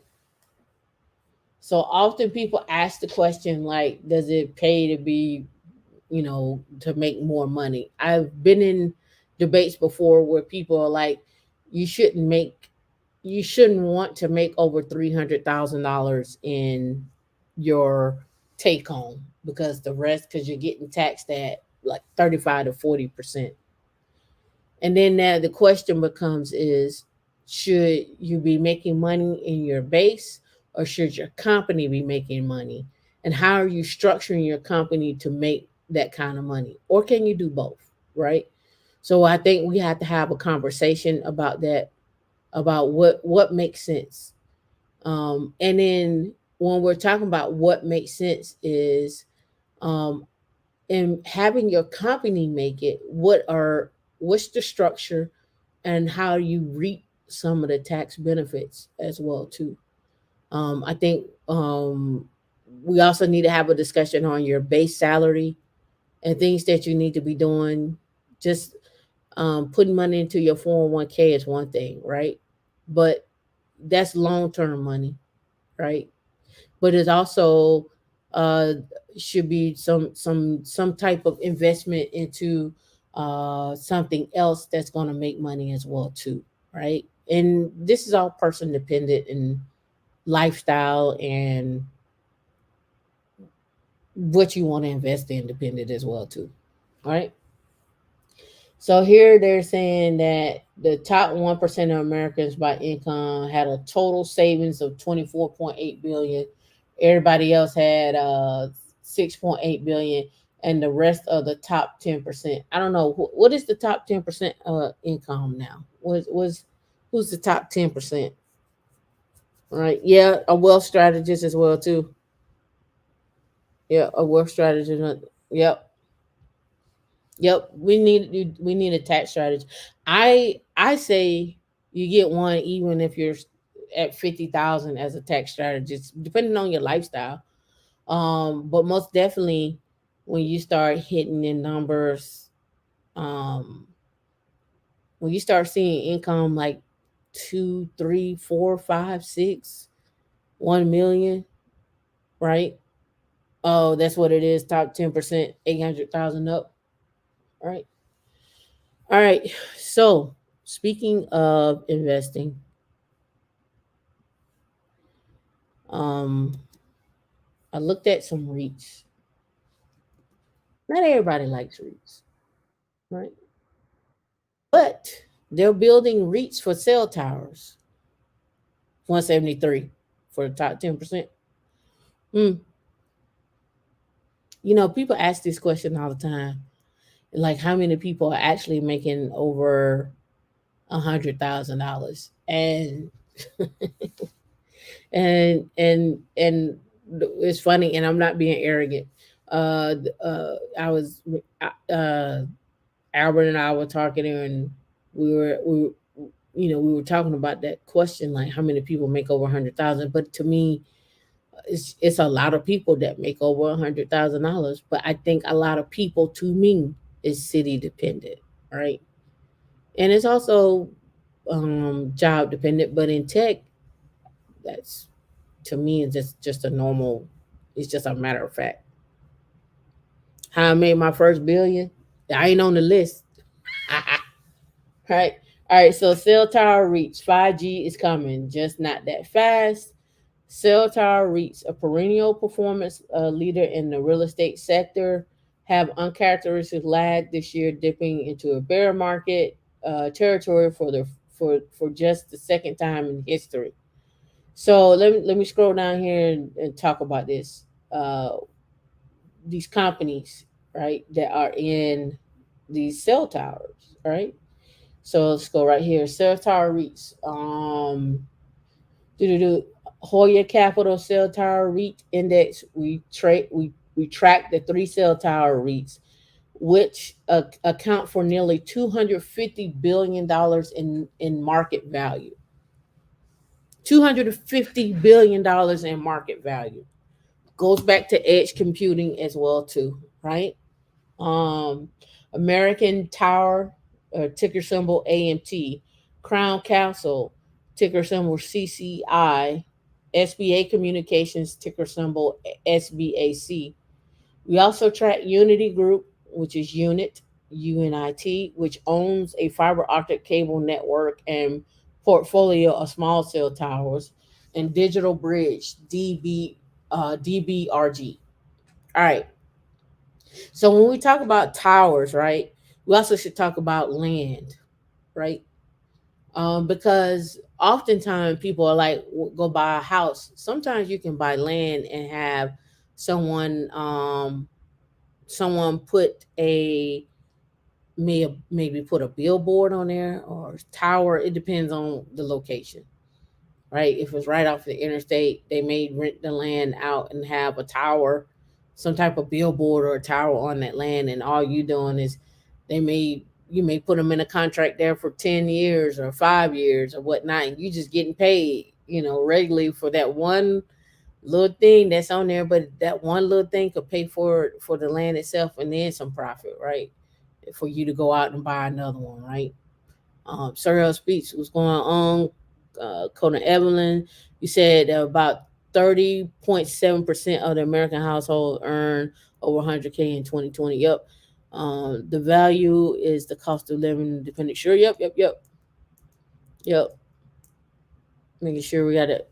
But again, those are just a little tidbits of when we're talking about buying land. Some people buy land for the trees to grow trees, and they take the trees and they use the lumber and they grow the trees out every 10 years. But they're planting and replacing as well too. Some people grow peanuts. Um, some people let people use land for uh, horseback riding. Some do it for hey, you want to come hunt? Hey, you want to come use this land for RV or recreation or just different things, right? Right. Yep. You can lease the land. It's just so many things, right? So don't think of the only way you get into real estate is you have to buy um, a house. You could buy land and build a house. You could buy land and depending on the ordinance and the zoning, right? You could do a lot with land, right? It takes money. I'm not gonna say it don't take money to build on land, but it does. But again, I think even here, let me look it up. There was a proposal for um, tiny homes on in St. Pete here recently. Um, there was a proposal. See, they were gonna do it. Um, that's twins. That was. Hmm. I have to look at it. I had to look at it. But this little stuff. Let me pull this up right here so you can see what I'm talking about when we're talking about land. Right here's just St. Pete Land Trust to create tiny house community and urban farm. Right, so you could have some land and do farming, which means you're getting uh, kickbacks on the farming, and also you could create a tiny home community. Some people do tiny homes. Some people do um, mobile homes, uh, right? So you can have little villages and whatnot. So it's just little things that you could do with land. And cell towers is just another one, right? All right, so here they talk about they give their ticker symbols. They also give the pricing on each one of these right here, and they're on the S&P 500, right? And then they talk about their strategy. All right, so cell tower reached the single largest real estate property sector. You didn't know that, right? Has been a critical growth engine of the REIT or REIT industry over the past half decade. Cell tower REIT's relative dominance over the real estate sector is dwarfed by its dominance over the telecommunications sector, as these REITs control 75% of the wireless communication infrastructure in the US and more than 50% in several major international markets. These REITs are the landlords to four nationwide cellular network operations in the US: AT&T, Verizon, T-Mobile, and the Dish Network, right? and and own 50 to 80% of the 100 to 150K investment grade macro cell towers. So here it is right here. Here's how they break it down. These are our choices. And then here's the cell phone tower ownership, right? Who owns the cell phone towers? So I wonder, do we own any um cell phone towers? Is Figures the only one that owns the is the only wireless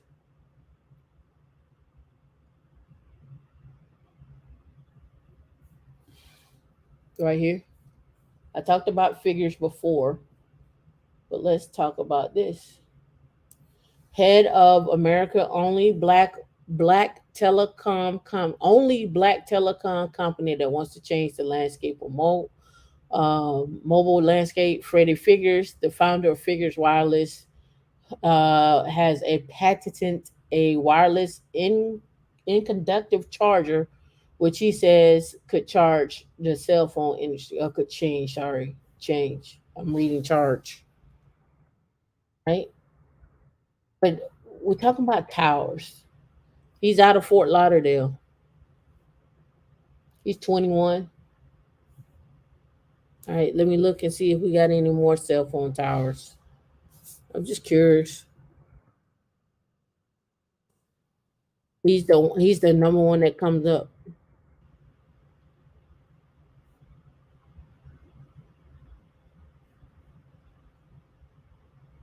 Now, I don't know if you ever saw this one. This one just came up too. Um, I'll close this. Rapper Jeezy partners with black-owned telecom company, so he must have partnered with Figures. Let me see.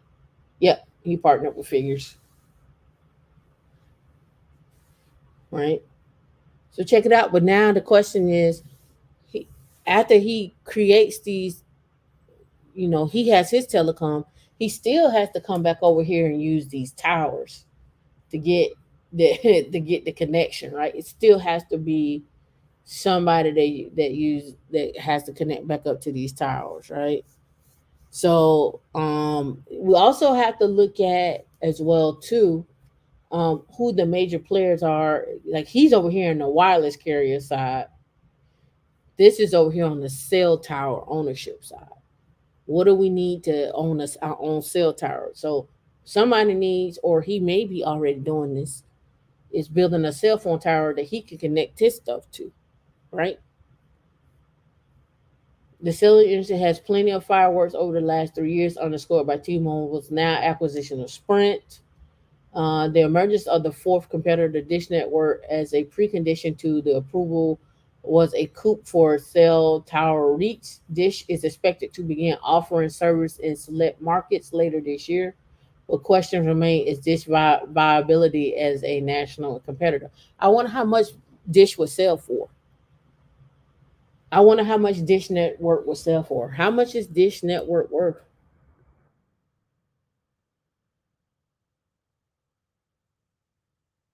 They're $32 a share. But how much is their overall worth? Let's see. Dish Network has a market cap of 17.3 billion. Could we get Don Peebles, Oprah, Tyler Perry, even raise some money in the community and go buy Dish Network? Right? Could we go buy Dish Network? They right? What does that look like? You buy Dish Network. What does that look like? What does that look like for that in terms of ownership? What does that look like in terms of having your own phone? What was that you mean when I say your own phone? I mean the connection, the cell phone, the tower, what you're able to do, how you're able to broadcast, right? Right? What does that look like?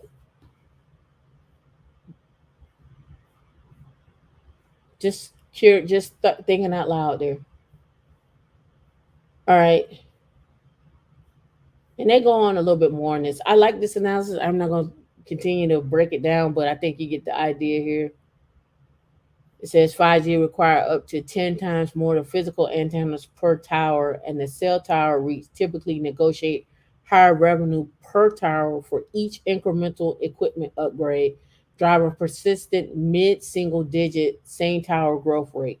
The three major U.S. carriers now boast nationwide 5G networks built primarily by upgrading equipment to existing macro towers, an upgrade cycle that drove records of leasing activities. So that's the other thing. He's going to have to lease, right?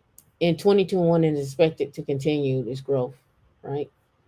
So, they're just showing here over time what this looks like carrier network spending over time.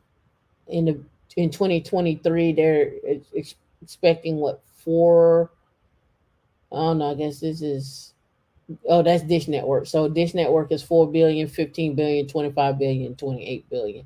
And the colors are here for what that looks like. So you may want to invest in this REIT, in these different REITs. You may want to check them out.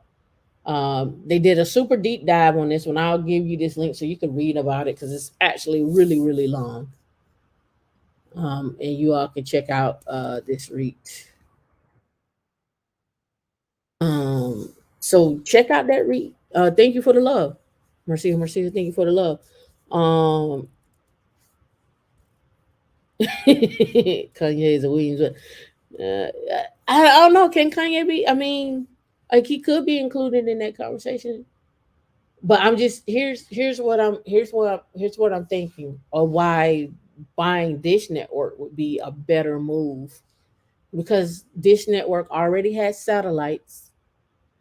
Dish Network already has a customer base, right? And they already have towers.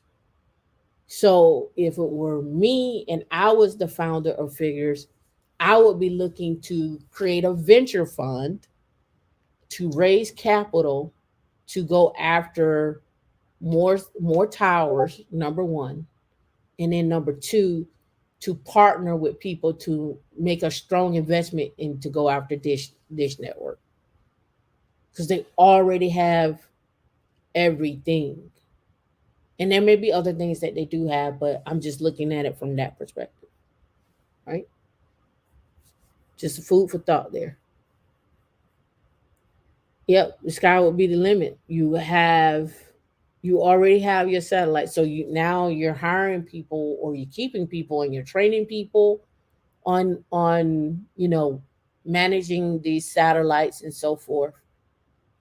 You're in that community. You're in this realm of controlling how to disseminate information. You also can then take that and expand that market. I don't know what Dish Network is. Is it only in the US? Are they in Canada, Africa? Are they in Australia? I don't know. So, some digging will have to be done there. But those are just the insights that I would be thinking about and trying to get information out.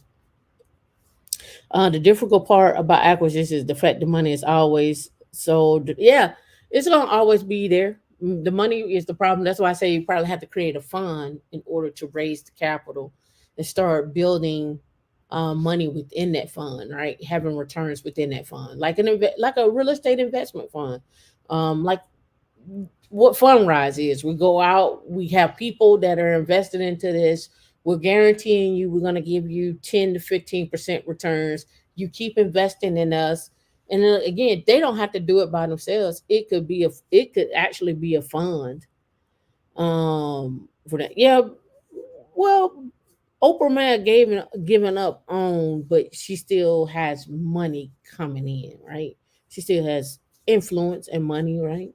So, just things to think about. But let's slow it down here while we're here, because I was just talking about satellites.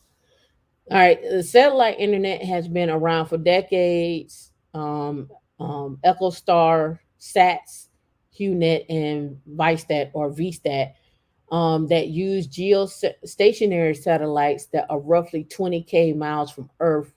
But the LEO systems can theoretically provide 5G light speeds through constellations of satellites that are far closer to Earth. So we talked about Starlink doing their 32,000 launch, and then Rocket Labs is the other one. Starlink, which already deployed 2,000 LEO satellites, boasts around 250 subscribers, is one of the handful of companies working on LEO broadband and related technologies. So this is another angle that Figureless could take, is really LEO and creating that. Right? A list that includes Amazon, Cooper Project. We'll have to look that up. I've seen it before, but I forget I looked it up before. Telesat, Lightspeed, and OneWeb. Even American Tower itself was made strategic investments in LEO space through a partnership with AST Mobile, Space Mobile, which seeks to provide satellite connectivity through traditional cell phone antenna systems. And so here they talk about the space race, the satellite internet industry, and I talked about this before. I've been saying this, and I keep saying this. Our fight on space is a conversation that we need to have, an investment that we need to be looking at, especially when they're talking about building Wi-Fi on the moon, doing launches from the moon to Mars. What does that look like? And also, what does it look like for us um to really, they're talking about colonizing the moon. That's later on down the line, but then you also have to look at the research that's going into it and the satellite communication on that too, right? Um, let's see. Now here they talk about the macro towers, and it says why hit nets are used in greater than dense populations larger than 80% of the U.S. population lives in suburban or rural areas, where the macro towers are optimal for wireless network, right? And so they're talking like right here, there's nothing, communication, and we know that. Like just driving from Florida to going across here, like communication and what you see out in this area is totally different. And that may be because of Tornado Alley. That may be due to tornadoes, but um, you know, just keep that in mind. And then also due to high concentration of ownership and significant barriers to entry in the United States relative to restrictive zoning and favorable economics of co-location, cell tower REITs are probably the only real estate sector that can be classified as true price makers rather than price takers. Cell carriers sold off their tower assets beginning in the mid 2000s to delever their balance sheet and free up capital to expand their networks, right? So they got a low yield, high growth, interest rate sensitivity, economic sensitivity, right? And they're just talking about cell phone reach. But again, do some more work, do some more. Like I say, this is long, very, very long research on this. I gave you the link. It is long, but I enjoyed it. As to what your possibilities are, what you can do, what you can't do, and so forth, right? See, we talked about tax gains, talked about the crypto hacks, surveillance, airport chores. Um, oh yeah. So I got two more, and then we'll be done. Tell me, yep, right on time. All right. Intel to acquire this company called Granulant for 650 million. And I talked about the startups that coming out of Israeli. The Israeli startup, which helps cloud and data centers customer maximize compute workload performance and reduce infrastructure and cloud costs has raised 45 million since its 2018 debut. Here are the two guys, Asaf Ezra and Tal Saeg. Together with Intel, we believe that our customers achieve meaningful cost reductions and five times the uh, throughput across workloads.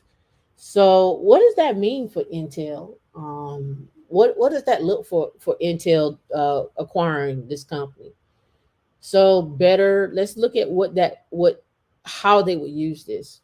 Intel will probably use this on better one for better chip making, better I could even see partnerships with other companies like Adele for those that create servers, how to maximize the potential of the server and not spend as much. So gaining some gain there. Also energy efficient as we start talking about those ESG funds that I mentioned before, renewable energy and so forth. I That's what I see out of this play for them to acquire. It says granular autonomous optimization servers reduces CPU utilization and application latencies. It does this by learning the customer's application and deploying a customized set of continuous optimizations at runtime. This enable a deployment of smaller compute clusters and instance types to improve application performance and drive down cloud and data center costs. That's exactly how I read that. I hadn't read this article either. But in my mind, that's what I would be driving towards. But I also would be utilizing and doing research with this company to bring down the cost of the creating the CPU and and just a bare metal machine, because that's what the cloud is. The cloud is a bare metal machine behind the back end with a nice overlay across the top of it, right? So, today's cloud and data center customers demand scalable, high performance software to make the most of their hardware deployments. Right? Granular cutting edge autonomous optimization software can be applied to production workloads without requiring the customer to make changes to its code, driving down optimized hardware and software value for every cloud and data center customer. That's what I saw too. That's what I saw too. All right, the last two. Um, I probably took that link down. Jesus, no, I got it up. So I want to get these two, especially for the women. Visible Figures is the largest network of venture-backed women founders and investors. So those that are entrepreneurs in the chat, and watching. If you're looking for a place to communicate and see, you know, how to raise money, what happens and so forth, here's a place to join.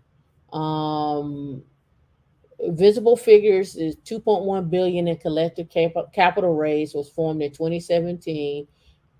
This is Project Diane. I don't know if you ever read that one, but the report found that approximately only 12 Black women at that time had raised $1 million in venture capital.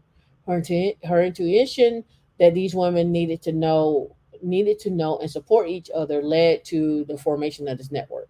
So I'll give you a little background. At the DNI actually met um oh god, Darlene, gosh, and I forget her name, just top of my head, for Project Diane for Digital Undivided. And we actually had some. actually met out and had dinner. Well, I don't think Dee was with me at this dinner that we had with some of the women that have raised over $1 million. I was there in support of the technology on the technology side of what that could look like and how to grow their business and how to interview people for their companies. Right? Not everybody in this group comes from a background of having uh, the understanding of the cloud or AI and machine learning, but also having a supportive system is important. So this is where that gets into, right? So when we look at this, I want you to look at it from that perspective of what that looks like to raise $1 million for your company and go from there. All right. And then last but not least, I have not finished watching this video yet. Um, Let me look at this. Let me see what this is. But it's going centered around startups still. Let's see if this was one of them. No, that's something else. I should talk about it, but you may or may not have no interest in it. But let's talk about this right here. Hey friends, welcome back to Deep Dive. All right. So this one. Okay, so I don't know if you familiar with Hugh and Julian Hearn, right? Um Hugh. Are y'all familiar with Hugh at all? I'm assuming the fellas maybe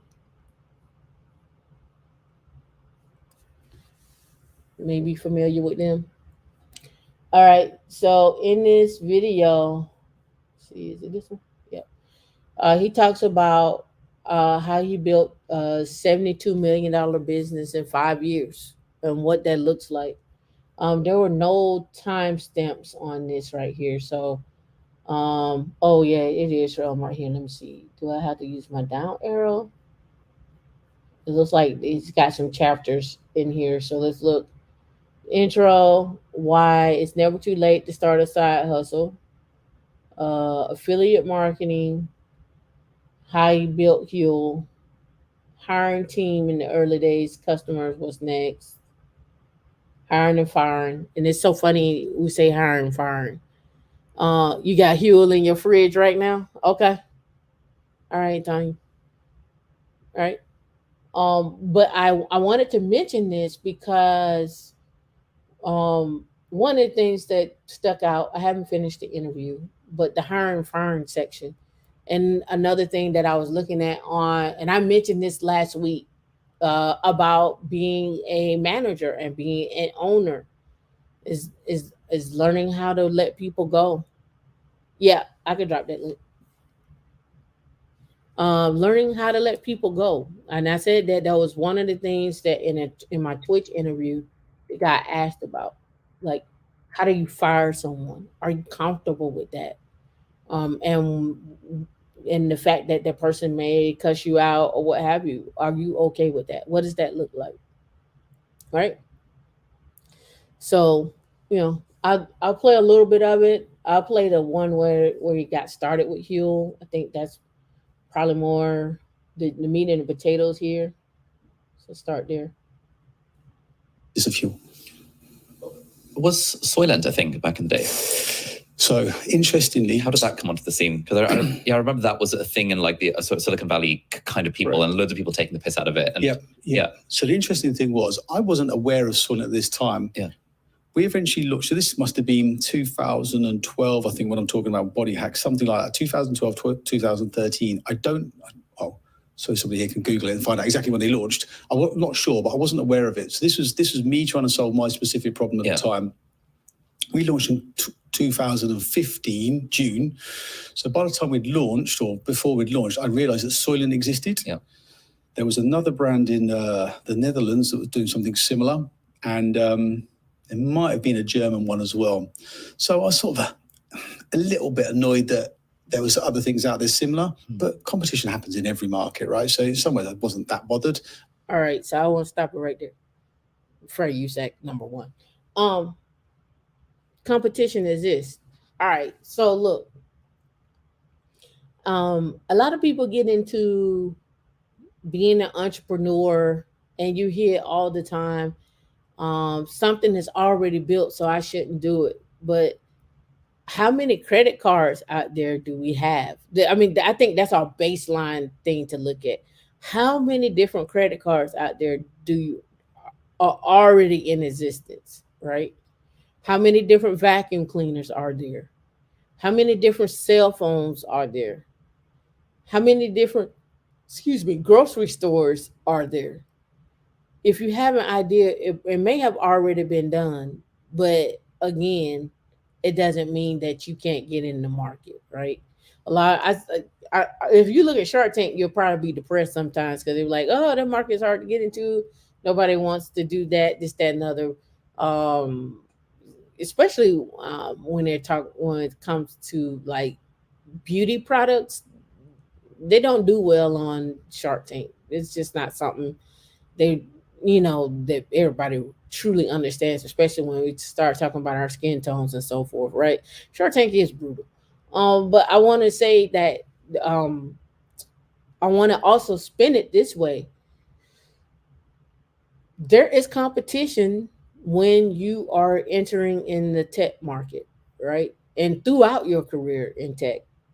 Now the question becomes is how are you going to upgrade your skills, or what are you going to do to stay in the industry? You can get in the industry, but can you stay in the industry?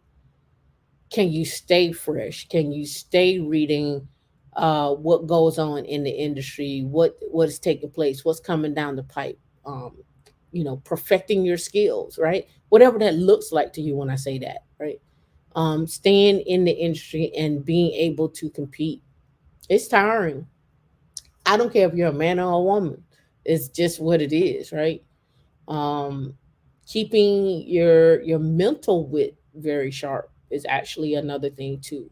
All right. So I just want to make sure we point out that, like, if you got an idea, go for it. If when you're looking to seek your skill sets, go for it. Aim high. And there was nobody directly selling in the UK at the time. Yeah. So when we launched, we did get a good launch. We got quite a lot of national PR because it's quite a novel type of product. So yeah, fair play to everybody else. I didn't really mind. Interesting. Yeah, because I remember when I first started taking Huel, people were like, what the hell is this Huel thing? I was like, it's kind of the UK version of Soylent. And at the time, Soylent was in the news, so people knew what it was. But I found myself like, someone asked, why do you take, or like, what is Huel? I was like, oh, it's the UK version of Soylent. And they were like, what's Soylent? I was like, oh, interesting. I think Huel as a brand, at least in the UK, I don't know about internationally, is now so recognizable. And like no one really knows what, at least here, no one really knows what Soylent is. Correct. I don't know if that's kind of the vibe that you've gotten as well. Yeah, I think we're globally number one now in terms of volume of sales. Yeah. I think we've done a very good job in terms of execution, brand, sir. So Tanya, I have a question. Like you use it, and what is this, like a full replacement? You say it's in your fridge. I don't know. I don't even know what it is. Let's go find out. What is Hue? Like, I don't. It looks like a meal replacement, right? Yeah, meal replacement shakes. That's what it looks like to me. That's what when I looked at, that's what it looks like. D, have you used Fuel before? Is it sold here in the U.S.? New. Let me look this up. Why are we looking at it? Because when I was looking at it right here, new hot and savory chicken and mushroom Cajun pasta. So you just order the package, you throw it in the oven or something like that and heat it up and do that. Maximilian, thank you. Thank you, Maximilian, for the shout out there. And the $10 super chat. Nope to D. Yeah, they have a liquid form and they also have food such as mac and cheese, and you just add water. Oh, okay. Is mac and cheese any good? I don't know.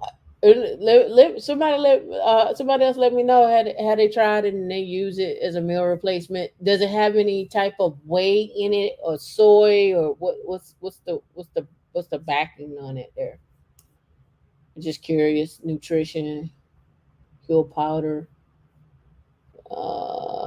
ingredients of Huel powder. Let's see. Cinnamon roll. Okay, here's the one. Okay, oats, pea, flaxseed. This is another thing about tech too. Y'all sit down all the time. I sit down all the time. I know most people sit down all the time. You got to find a way to get up and walk around. I'm guilty. Kombucha, tea powder. All right, they seem rather okay so far.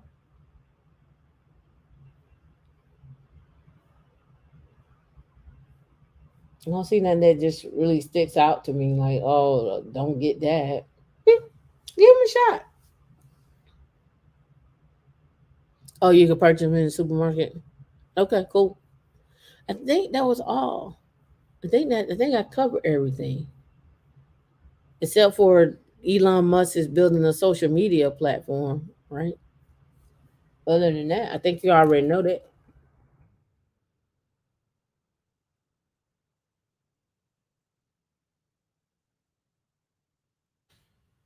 I think you already know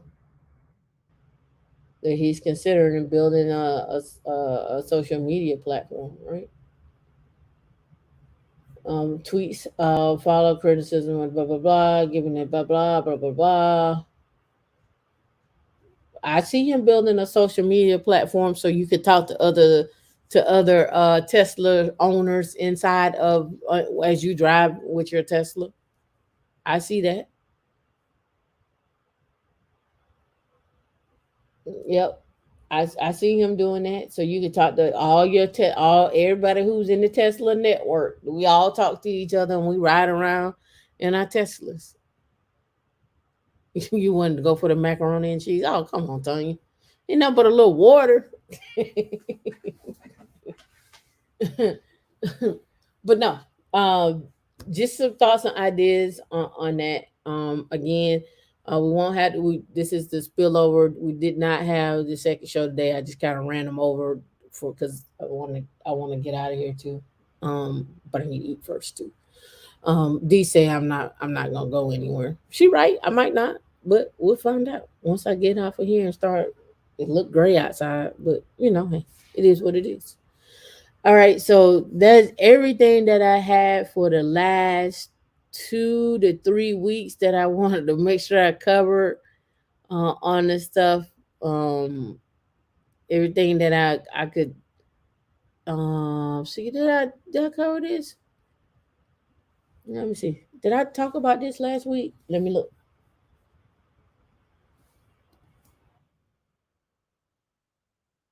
Oh yeah, 4 things. Yeah, we did talk about that. I was like, I can't remember if we did or not. But yeah, that's it. Read the comments. Elon Musk is going to be one. Yeah, yeah. Oh, they already talked to each other. Okay, yeah, yeah. I was like, I can see us, but I mean, they're not a. It's not a social network. Y'all are not going to like a Facebook or something like that and talk to each other, right? That I know of.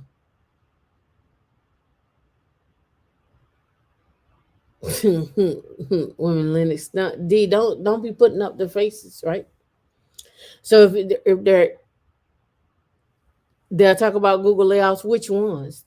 I talked about Google layouts. Talking about on the support engineer side, I talked about them probably 2 weeks ago. I think I talked about they had some more layoffs this week. I talked about those layoffs 2 weeks ago though. Or cloud support. Yeah, I talked about those 2 weeks ago. Uh, Yep. Unless they had some more.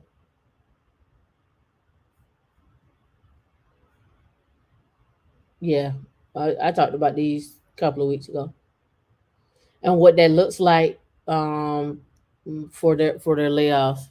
Yeah, yeah. I talked about it.